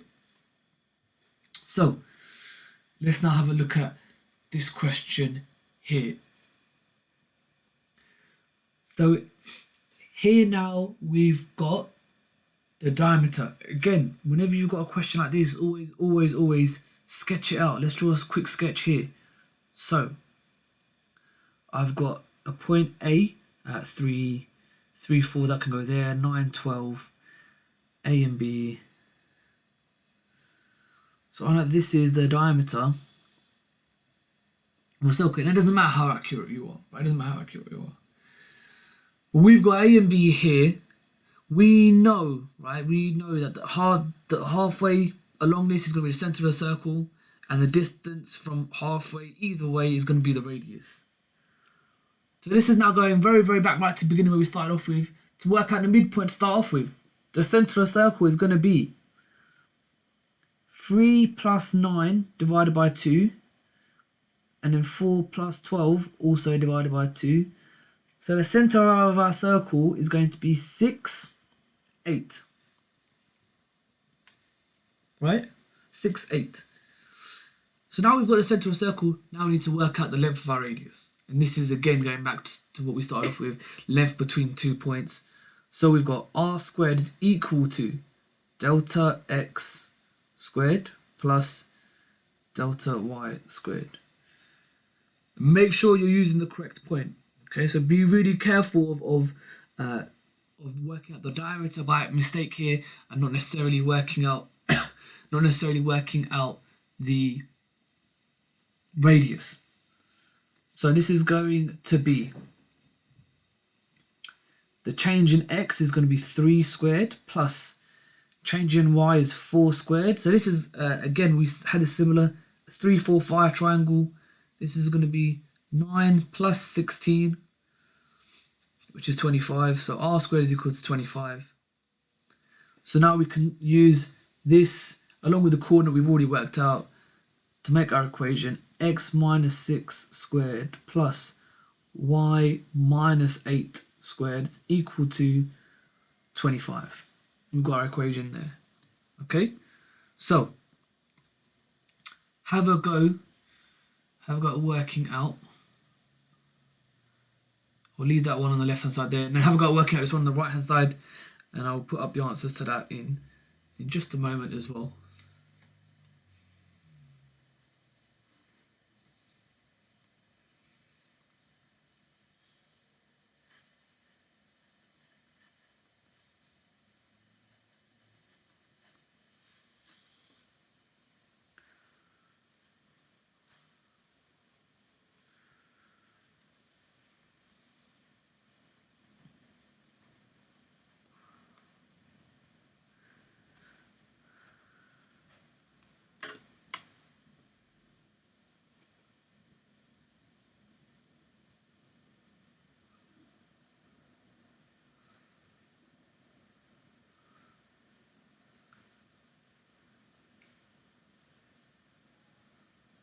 Okay, it's just another 10 seconds or so, and then I'll write up the answer for that one on the right hand side.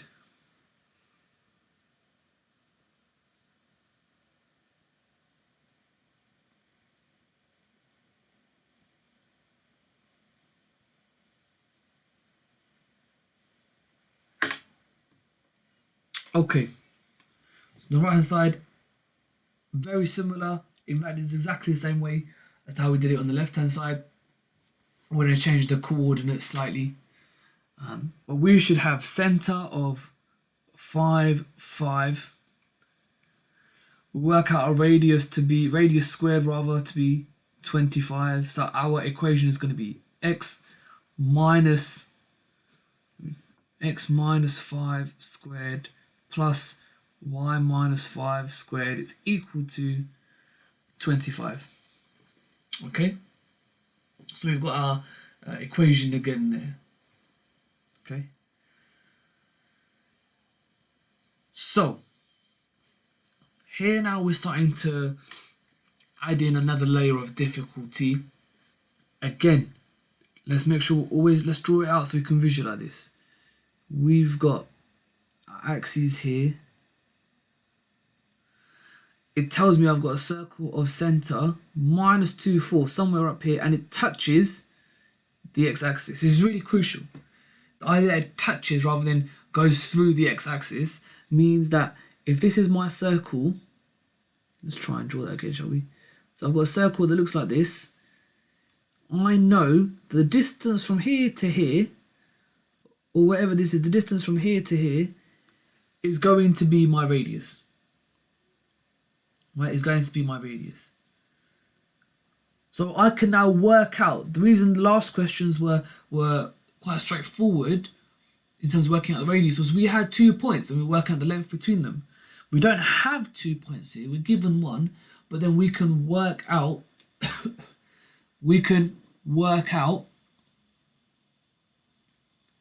the second point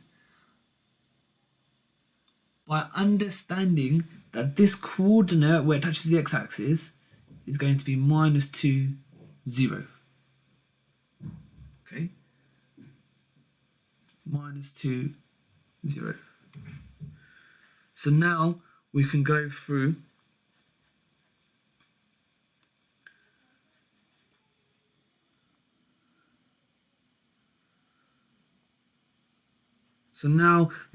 and start to work out our length of that, and then start to form an equation. Okay, so I'll give you a few minutes just to go through, work out that length, and then start to form your equation.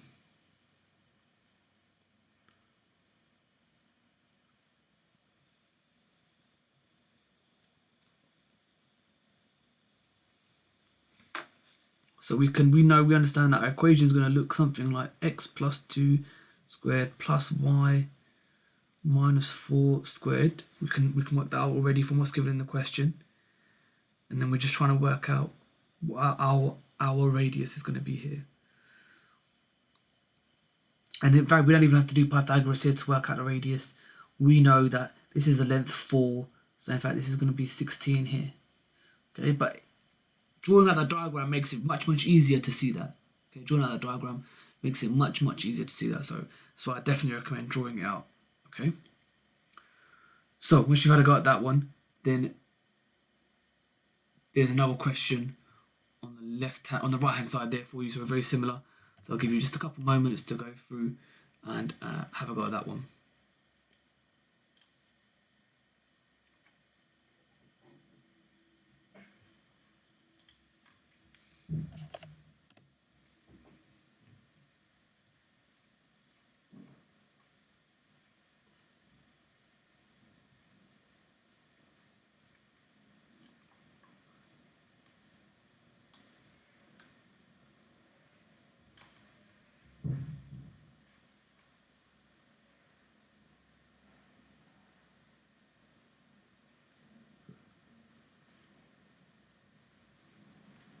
Again, draw this one out.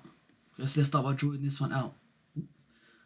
Apologies. So we've got, draw our axes out here. Center at 5 minus 1 is going to be somewhere down here. And it touches the y-axis. In order for it just to kind of, I made an assumption here, right? So on the left-hand side, where it says touches the axis, it can only touch the axis if the axis is perpendicular to the radius, right? And we'll come on to that a bit more when we talk about tangents. But in order for it to touch, we are assuming that this is, we can make the assumption rather that this is perpendicular, right? That the radius at that point where it touches the axis is perpendicular. Because if it wasn't perpendicular, then it wouldn't touch it, it wouldn't be a tangent, it would cut it, and it would go through, and there would be 2 points. So what we can say is, well, if this is our circle here, very poorly drawn circle, but if this is our circle here, we've got a centre of 5 minus 1, so we know this is length 5. So now again we can form our equation, x minus 5 squared plus y plus 1 squared is equal to 25. Okay, so we've got our 2 equations there. So again, always draw out a diagram. Always draw out a diagram. It makes a massive difference. Okay? Alright, okay. So, now again, let's draw out a diagram for this one. So we've got 5, 2. Again, your diagram doesn't have to be massively accurate, right? It doesn't have to be massively accurate. So we've got 5, 2 here, 12, 1 here, 11 minus 6 somewhere down here. So we're going to have something that looks like this, like vaguely. But this is slightly more tricky, and in fact we're going to have to use some more GCSE knowledge here. What we need to understand is that if we join these lines up, we've got chords here and here. We've got chords, right? Let's write on what these points are. So we've got points P, Q, and R. So, going back to that GCSE knowledge we talked about, what we understand is that the perpendicular bisector, of 2 chords will meet at the center. So let's draw in our perpendicular bisectors here. Again, this diagram's not to scale, so it doesn't matter, but we've got a center here. Right? The perpendicular bisector rather of two chords is going to intercept at the center of our circle. Okay?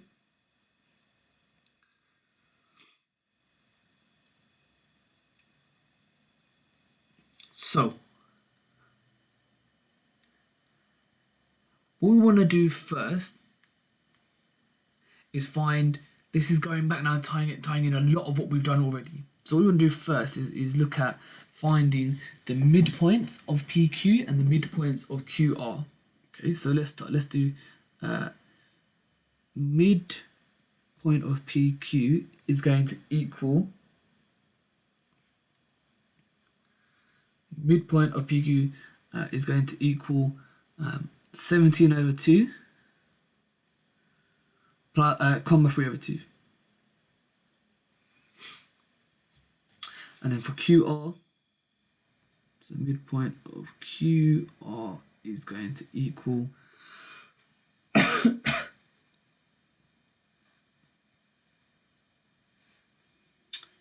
23 over 2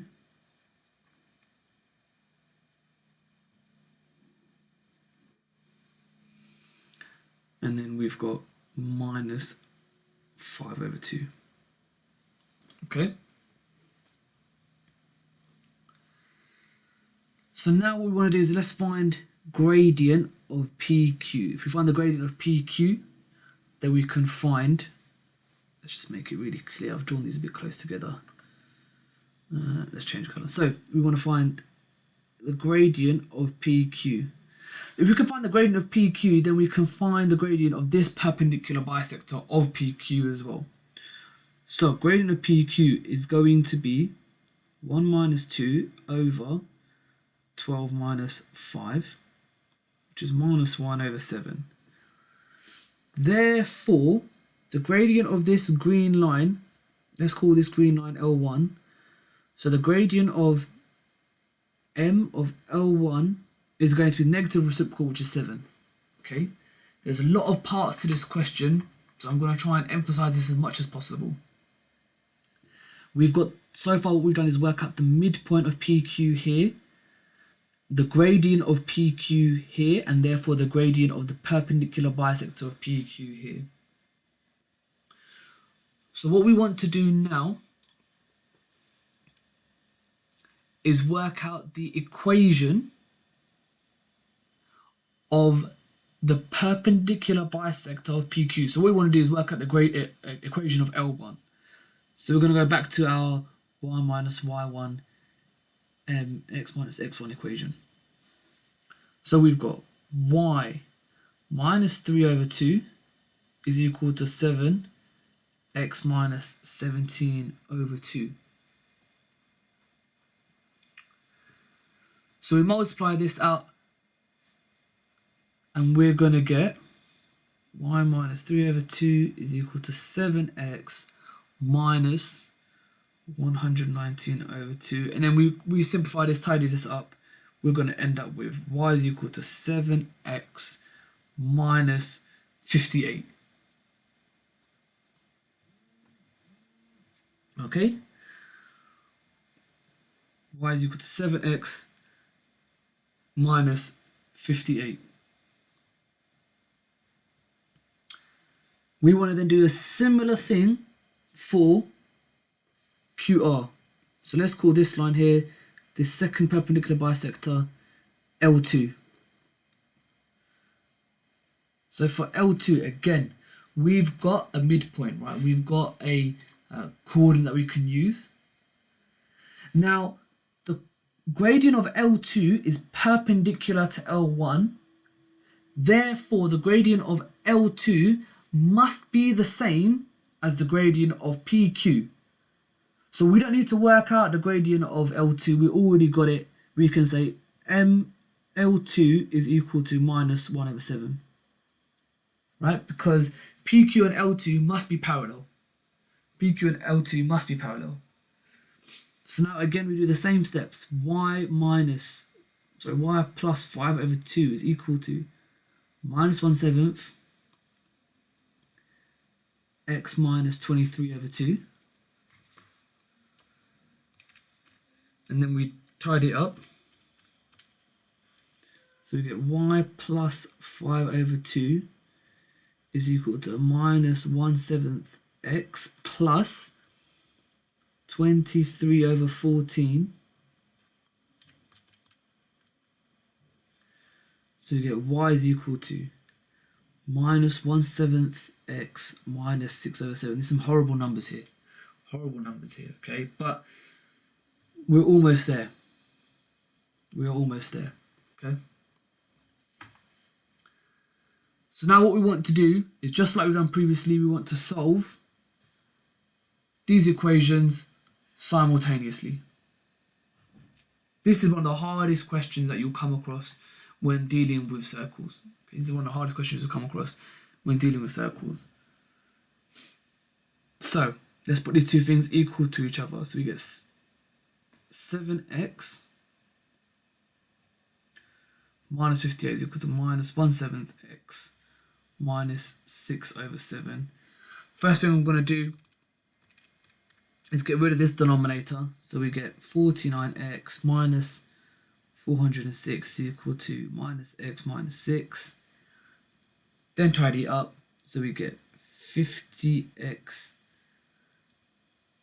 is equal to 400. And then we get x equals 8. So actually you end up with quite a nice, let me just scroll down so you can see that. We actually end up with quite a nice number at the end there. Then obviously we need to go back and find the y value. We can say, well, therefore, if x equals 8, y is equal to minus 2. It's going to come out as. So, after all that, we've got the centre of our circle, right? This is very, very long-winded, but actually at the heart of it, it's nothing we haven't done already. We can see at the top here, we worked out the midpoints, which is what we started off with at the start of the lessons. Then we've got our gradients here. We've formed two equations of straight lines, and then we've solved them to find the intersection. We're almost finished. The last bit that we need to do now is to find the radius. We can start forming our equation here. So let me do that. Start forming our equation. We know our equation is going to be x minus 8 squared plus y minus 2 squared equals, now we just need to find our radius. We're going to find our radius by going from the centre that we've just worked out. So this should be y plus 2 squared, I beg your pardon, y plus 2 squared. So we're going to go from the radius we've just worked out, centre, which is 8 minus 2. And then I'm going to take the point P, 5, 2. They are both positive. And do that. Josh, your question about where did I get y equals minus 2 from? If I plug my x value for 8 into this equation 1 here, we're going to get 7 times 8, which can be 56. 56 subtract the 58 will give me the negative 2, which is where I get that y value from. Okay, so hopefully that clarifies it. Again, if it doesn't, let me know and we'll go through it. So to work out the radius, r squared is going to be, well, to go from P to the centre is going to be a change of x of 3. And then in terms of changing y, our changing y is 4. So again, we end up with something we've already seen. 3 squared plus 4 squared is going to give us 25. R squared is 25. So now we can finish our equation here of 25. Okay, you're welcome, Josh. No worries. Okay, so you can see here this is a lot of working, right? This is an immense amount of working for a single question. But like I said earlier, it's not anything we haven't done. It's just a lot. So the key thing is make sure you're laying it out, labeling it, midpoint PQ, midpoint QR, gradient PQ, gradient L1, gradient L2, draw out a diagram, like do all these things, just make sure you're working really, really nice and clear so that you can follow it nice and easy and you know what's going on. Okay? But this is a very, very difficult question. This is a very, very difficult question. Quite probably one of the most difficult questions you may come across when looking at equations of circles. Okay? So, let's have a go at this one here. We've got a circle with center -1,7 and another coordinate on the circumference there. So we've got two exam questions here. I'll give you about 5 minutes to go through that, and then I'll put up a solution as well. I would suggest always use the information you've got, write out what you can. What I mean by that is we know we can start writing out our x squared plus y something squared equals. We can start writing that out for question 1, can't we? Right? We know we're given the coordinates of the center, so we can start writing that out.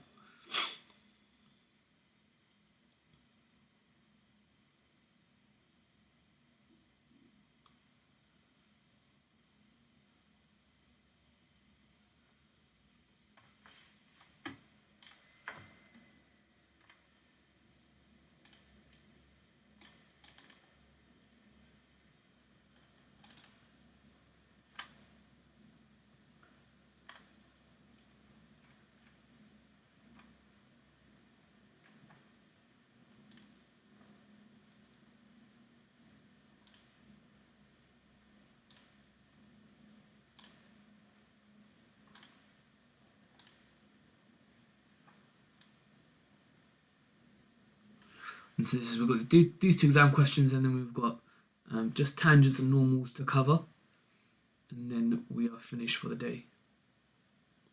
And tangents and normals just ties together everything that we've looked at so far earlier on in the topic, and just brings everything nicely together.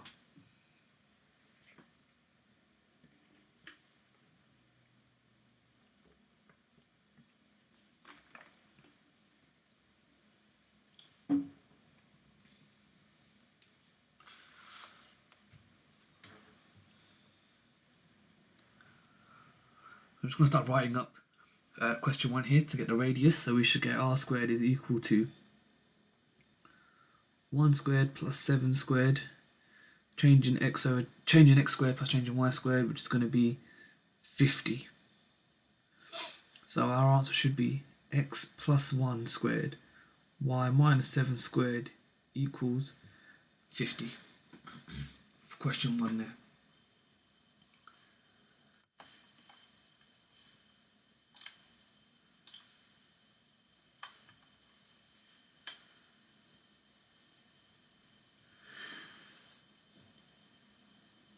Question 2, part 1. Radius is going to be root 20. If you haven't simplified it rather, that's not a problem, but we should really simplify wherever we can, and this will simplify down into 2 root 5. Okay, remember, you have access to your calculators. If you're not sure, you can just type root 20 into your calculator and it's simplified for you. Coordinates of C are going to be 3, 2. So the center, circle center 3, 2, and radius 2 root 5.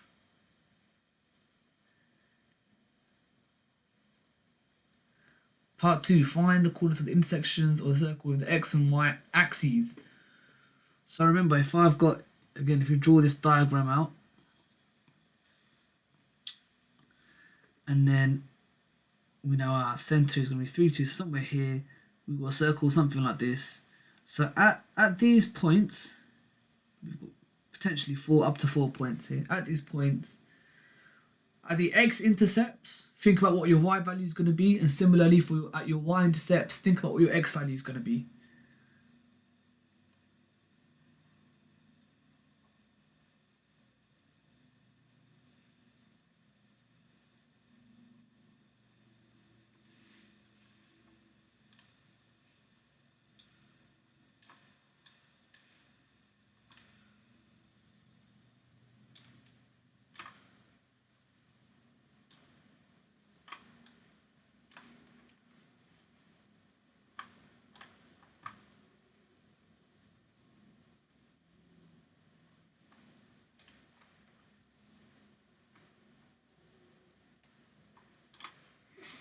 So question 2, we're going to let x and y equal 0 respectively. And then we're going to get two quadratic equations that need to be solved.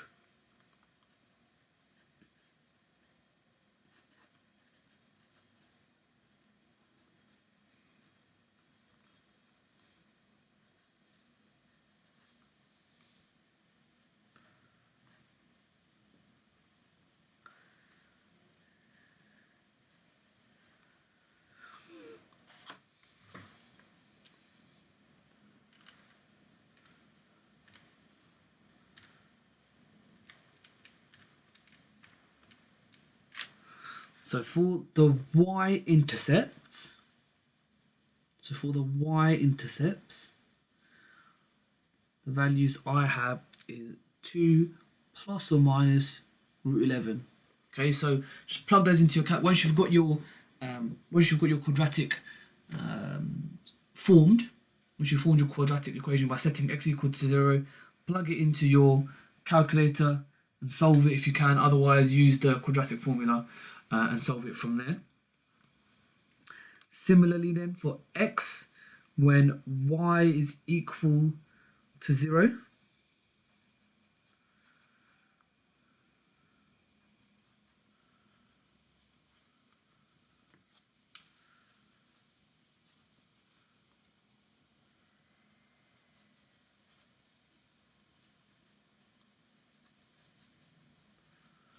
x we should get integer values. So x we're going to get -1 and x equals +7. So those are our intercepts between a circle and our x and y axes.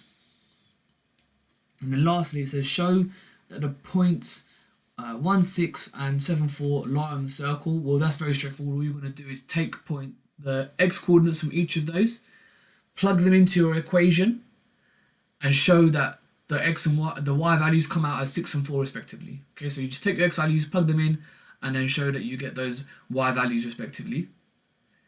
Find the coordinates of the midpoint of AB. We've been doing that. So midpoint AB. So mid AB is going to be 1 plus 7 over 2 and 6 plus 4 over 2, which I believe is going to be 4, 5. And it says find the distance from the chord AB, of the chord AB to the center of the circle. Remember, the shortest distance is going to be perpendicular. So we've got a circle with center here 3, 2, 4, 5 is somewhere. We've got let's say we've got a chord here. This is going to be the shortest distance, right? It's going to be from the center of the circle to the midpoint. The shortest distance will be from the center of the circle to the midpoint, and it will be perpendicular. So this is again just distance between 2 points. We've got our point here and our center there, and all it is working out the distance between those 2 points.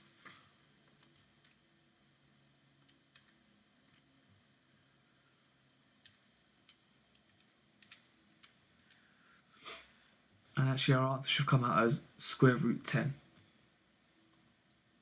Okay, so again, don't worry if you haven't finished getting those answers down. You can take a quick photo now or pause the video and carry on working through those at another point. But we're going to move on to our last topic now, which is tangents and normals. So first we want to be clear on is, what are these things? What is a tangent and what is a normal? If I've got a circle here, it doesn't have to be on a graph, but normally it will be presented to you on a graph. But a tangent is where I have a line that touches the circle just once, like the orange line there. Okay, just once. So this purple line, this would not be a tangent. It goes through the circle, it touches the circle at more than 1 point, therefore it is not a tangent. You can also have a tangent for a quadratic graph. So if we have let's say we had a quadratic graph that looked like this, I could also draw a tangent to this graph like that. This is a tangent. This is a tangent, okay? Again, you can have cubics, quartics, any type of curved graph. You can have a tangent to, the key feature being that it only touches the graph. It doesn't go through the graph or cut it or touch it multiple times. Okay? The normal is then defined as being perpendicular to our tangent. Okay, perpendicular to our tangent.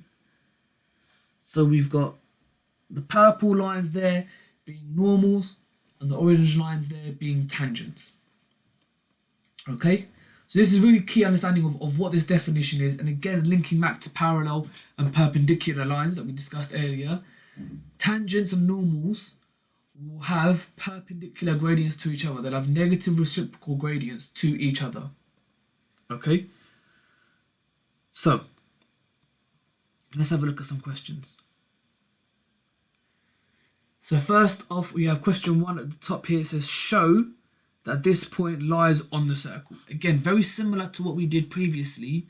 What we're going to do is plug 1 into our equation. In fact, what we can do is even plug in both values. You can plug both values into our equation and show that we get 0.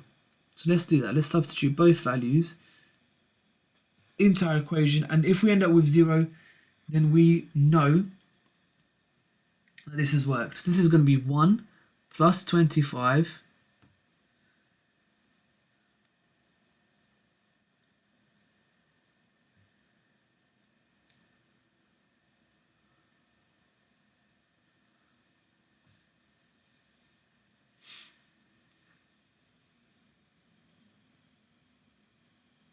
no, so we do need to do that. So we need to plug in our x values, I beg your pardon, we need to do that. So let's take our x values and plug it in to show that we get the y value there. Okay, my mistake there. So we're going to take our x value, so get 1 squared plus y squared minus 6 times 1 plus 4y is equal to 0. So we get y squared plus 4y is going to be 1 minus 6 minus 5 equals 0.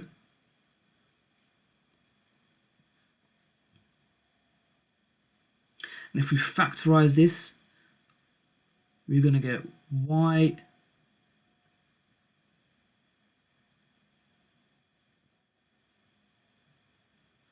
plus 5 and y minus 1 equals 0. I think there's a typo in this question, in fact. I think this should be a minus 5. That does make more sense now. So we should get minus 5. That should be 1 minus 5 there. And then we do get solutions here of y equals minus 5 here. So that's where that question was wrong. So we should get, that point should be 1 minus 5. Okay, apologies for that. And then it says, find the equation of the tangent at that point. Find the equation of the tangent at that point. An equation of a tangent is an equation of a straight line. And again, the things we need for a straight line are a pair of coordinates, which we have 1 minus 5, and a gradient, which we don't have just yet. We don't have the gradient just yet. But we can work out this gradient, right? If we understand that we've got a circle here, I'm just going to ignore question 2 for now. So if we've got a circle here, we've got a tangent at the point 1 minus 5, which will look something like that. Center here. This is our point here. So we know that if we were to draw this out, this radius is perpendicular to our tangent, right? By definition, the tangent of a circle, tangent to a circle rather, is always going to be perpendicular to the radius. So if we can work out the center of the circle, that will allow us to work out the gradient of this radius here. Once we worked out the gradient of the radius, we can then work out the gradient of the tangent. We'll call the tangent line L1. And then we've got the two things we need. We've got the gradient of the tangent, and we've got a point on the tangent, so we can form our equation. So the first thing we need to do is go back to the equation of the circle and find and put it into the format we need to be able to find the center of that circle. So x squared minus 6x, I'm just going to put the x and y terms together, plus y squared plus 4y equals 0. So have a go at just simplifying that into the format that we need to get the equation of a circle, and I'll write up the answer in just a moment.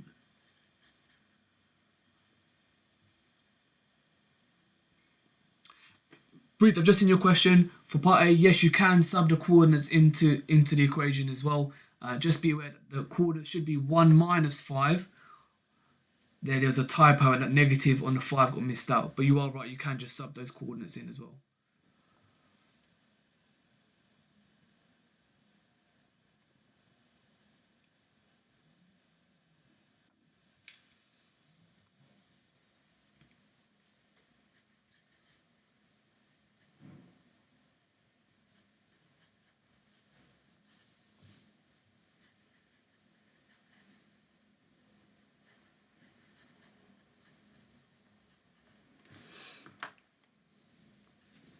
So this equation for a circle should be x minus 3 squared plus y plus 2 squared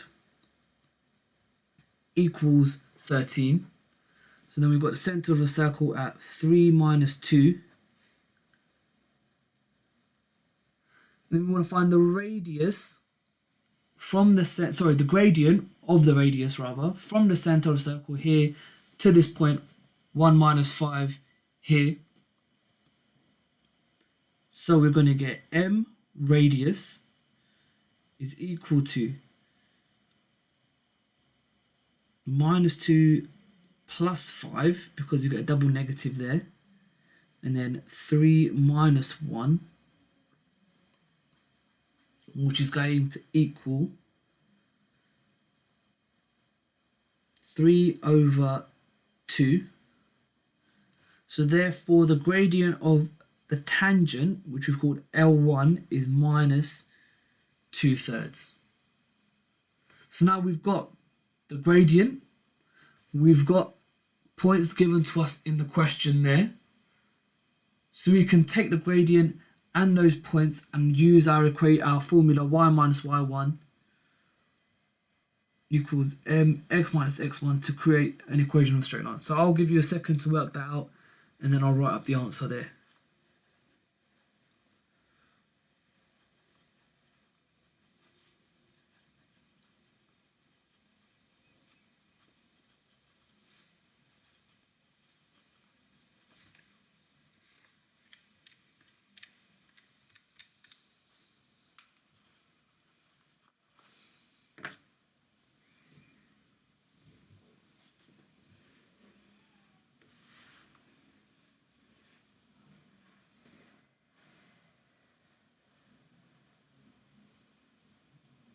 Okay, so then the last bit here, we should get our answer, final answer. Once we simplified it and rearranged it, y is equal to minus 2/3 x minus 13 over 3. Again, if you've got it in a different format, you might have 3y is equal to minus 2x minus 13.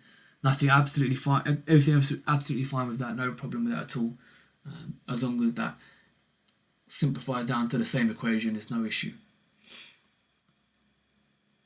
Okay.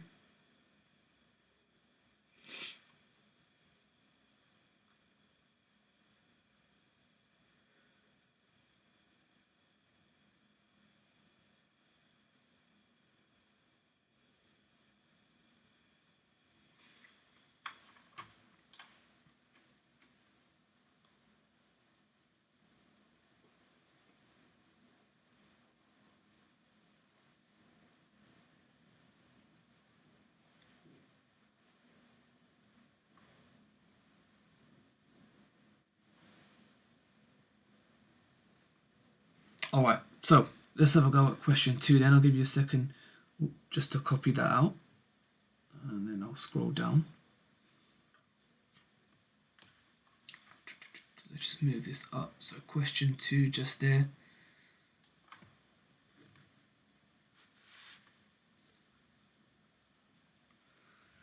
So again, what we want to do, question 2 is draw out a diagram. We know we've got a point somewhere here, 8, 2. Let's just call that point A, from which a tangent to the circle. And we want to find the length of that tangent. Now there's a few different ways of doing this. But first, what we want to do is let's start off with what we know. Let's take our equation and use it to find some information about this circle. So we've got minus 4x minus 8y minus 5 equals 0. So let's first, I'll give you a few seconds just to go through and turn this equation into the equation of a circle in the format that we know it.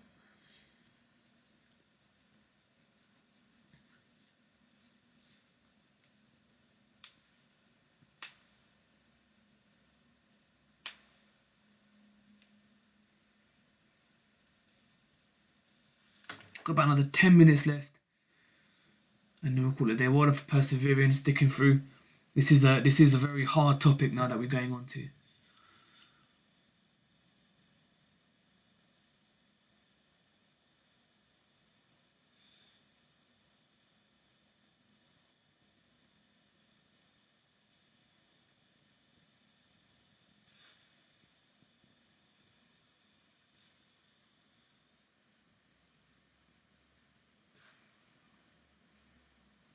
So we should get our final equation that looks something like that. Okay, and then we can see we've got a centre at 2, 4 there. So this point was 8, 2. So our centre 2, 4 is going to be somewhere like there. We can draw our circle in there. And we can draw a tangent in, right? Let's say our tangent is going to be something like that. And we know what the radius is as well. So r is root 26.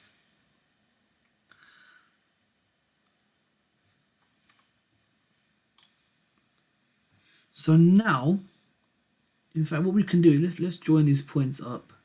Let's label them on. So this is 8, 2. This is 2, 4. Here, we know this length is root 26.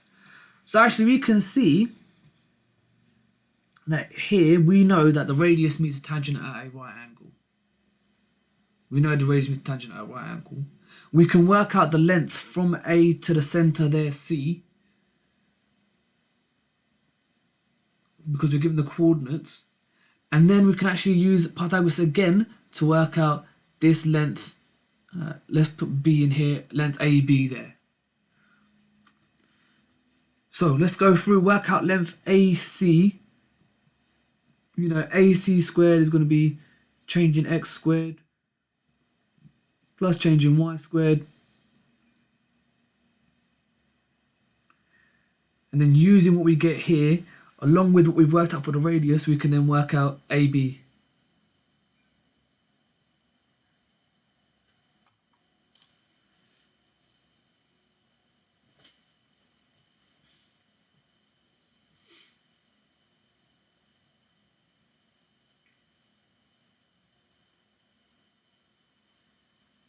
So this is going to be 6 squared plus 2 squared. So we know that AC is going to be root 40. For now, I'm not going to simplify that. Okay. But now we're going to create another Pythagoras equation using A, B, and C again. So we know that, in fact, AC squared is equal to BC squared plus AB squared. We've got AC squared because that's 40. AC is root 40, so AC squared is 40. BC is the radius, so that's 26. Plus AB squared. So now it's just a matter of rearranging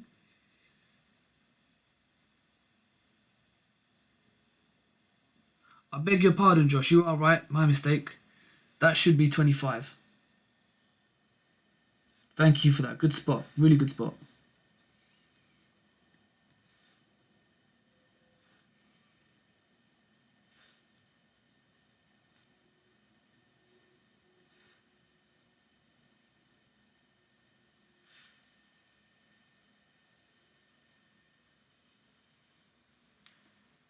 So just change that.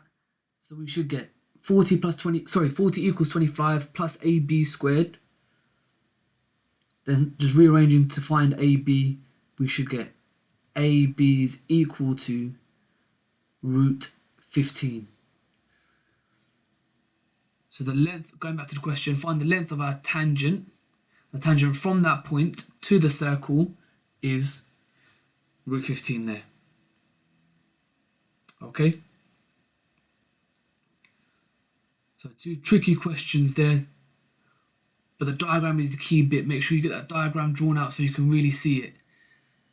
We're starting to tie lots of different bits together now. We've got equations of straight lines, equations of circles, midpoints, lengths of lines. So this is the reason this is tricky is because rather than having these discrete separate bits of maths, we're starting to tie them together now and make them into one sort of bit. Okay. So now we've got this question here. It says show that this line is a tangent to this circle. This is a GCSE style circle around the center at the origin, and then we've got some kind of straight line. It's probably going to look like this. And what we want to do is, if it is a tangent, right, we've defined the tangent as touching the circle.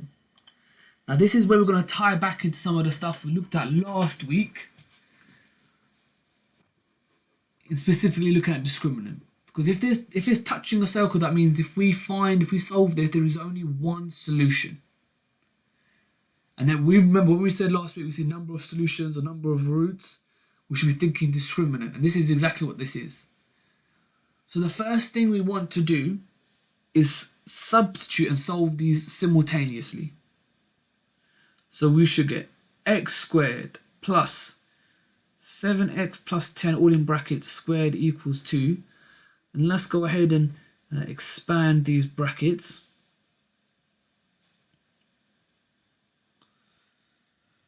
It's quite a lengthy expansion here. So we get, and then set it equal to 0, 50x squared plus 140x plus 98 equals 0. Now, if this is a tangent, if this line is a tangent, then this quadratic that we've just created should only have one solution.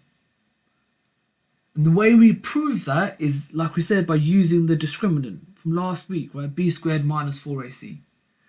So let's first write out a is 50, b is 140, and c is 98. And then let's plug our values in.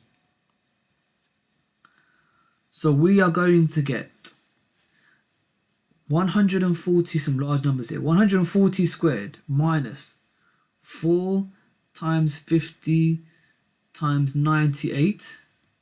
I definitely can't do that in my head, so let's go through and work that out. Minus 4 times 50, which does indeed give us 0. And then here it's really important we make this statement. We say as the discriminant, as b squared minus 4ac equals 0, there is only one solution. There's only one solution.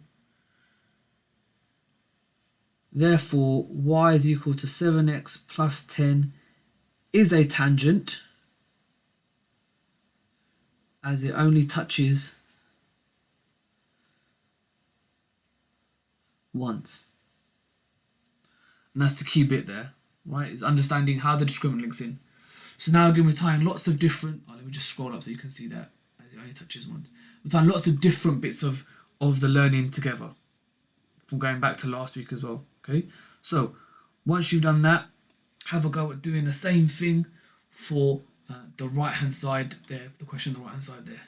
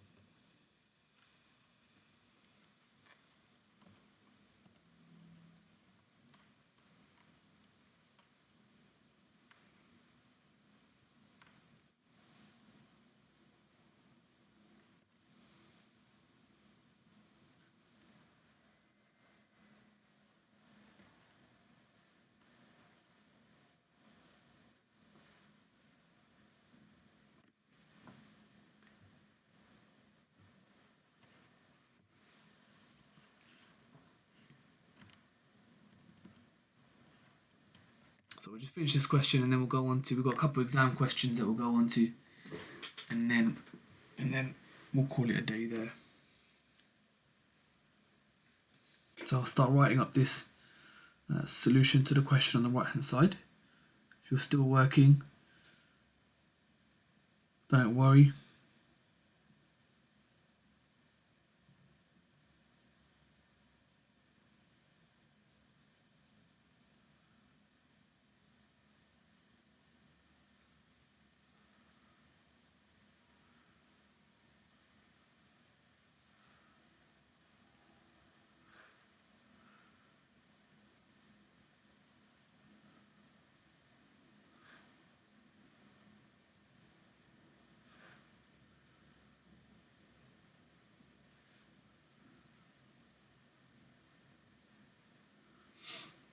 And in fact, what we should end up with here is that 2x squared equals 0, and therefore x squared equals 0. So we've got a is equal to 1, and b is equal to 0, and c is equal to 0.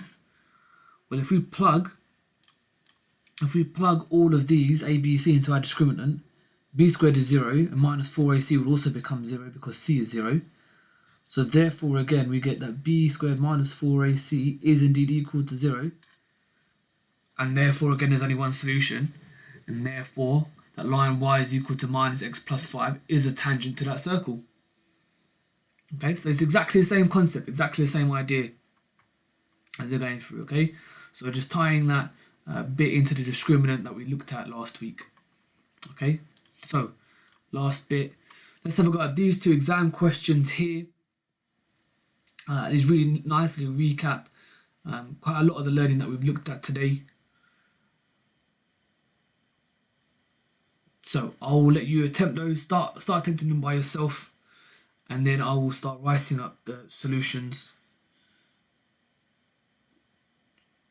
in about a few minutes' time.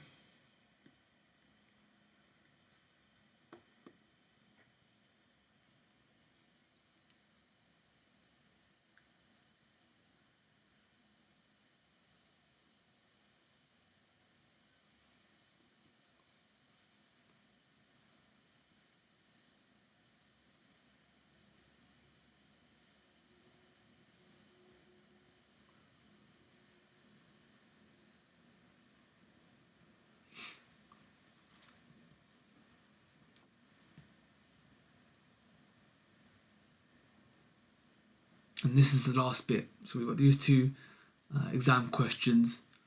We'll go through them and then we will call it a day from there.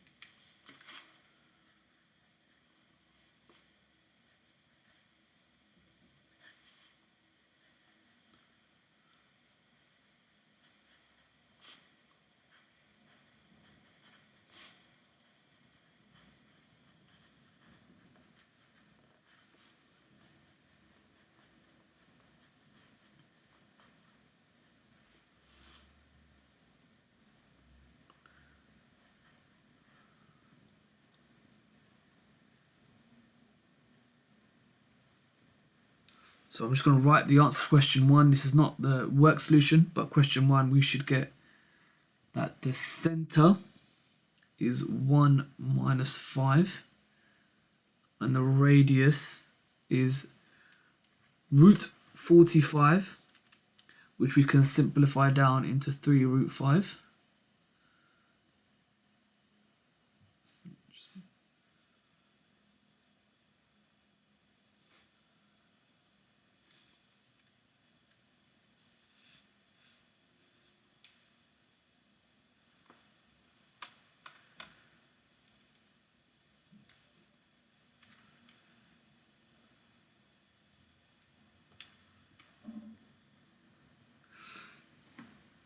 And then question part 2 there, for question 1, we just plug in 7 minus 2 either into the original equation that's given in the question, and we should get 0, or into the new equation that you would have formed in part 1, and you should get the answer 45.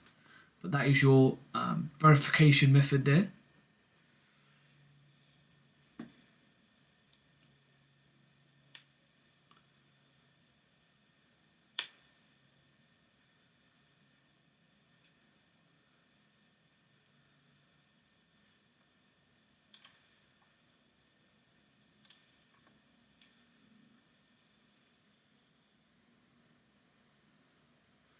And then last question, part 3 there. Again, think about what are the characteristics, what are the features we need in order to be able to form an equation of a straight line. We need a coordinate or pair of coordinates, which we've got, and then we need a gradient, which we don't have. So think about how can you work out the gradient for that tangent? What relationship does it have to the properties of the circle that we have?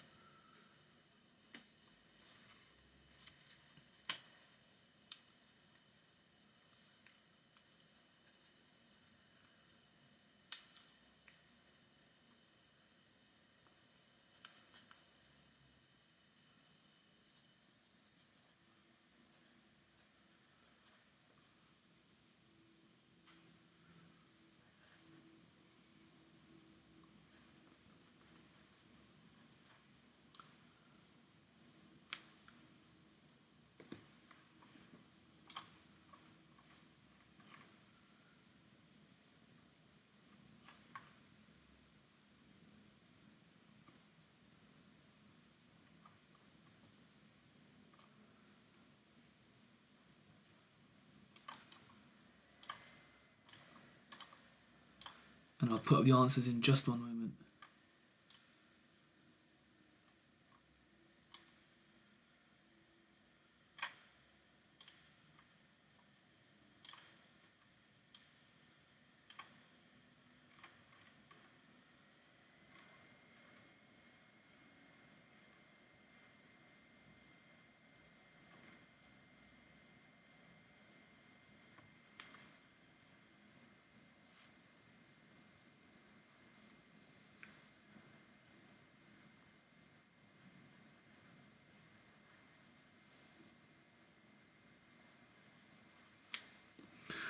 So for last question, we should get y. So we need to start off with the x value. So we should get 2x plus y minus 12 equals 0. Again, being really explicit, stating a equals. So we've got a equals 2, b equals 1, and c equals minus 12 there. Okay. So let me just move those over right underneath.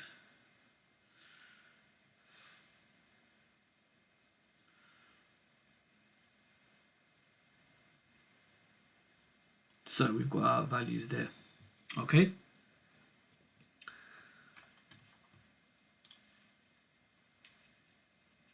If you're not sure where that 2x plus y minus 12 has come from, remember what we need to do is understand that the tangent is perpendicular to the radius. I've got my center of my circle here. If I try and sketch this in the corner over here. So I've got the center of my circle at 1 minus 5, and I've got this other point at 7 minus 2 here. I've got some kind of tangent at that point. So if I can work out the gradient of the radius, which I can because I've got 2 points, then I can work out the gradient of that. So to work out, let me do it underneath here. To work out the gradient of the radius, which is going to be this here. My center is at 1 minus 5, this point here is at 7 minus 2.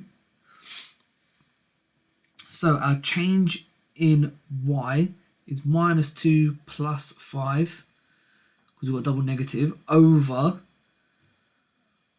7 minus 1, which is going to be 3 over 6, which is a half.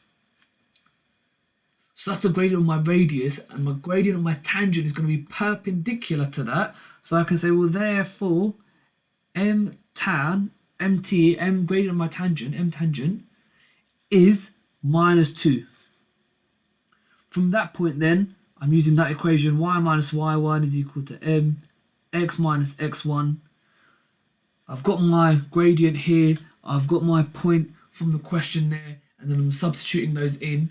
I'm putting it, making sure I put it into the format the question is asking me, this ax plus by plus c. Okay?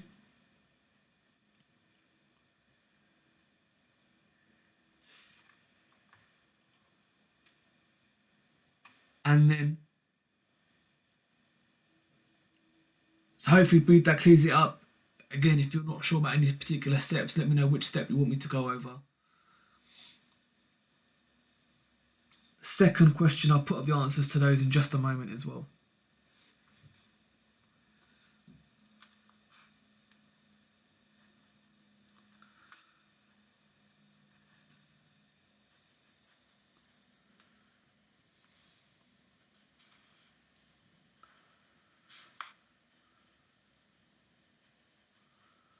You're welcome, Breathe, no problem at all.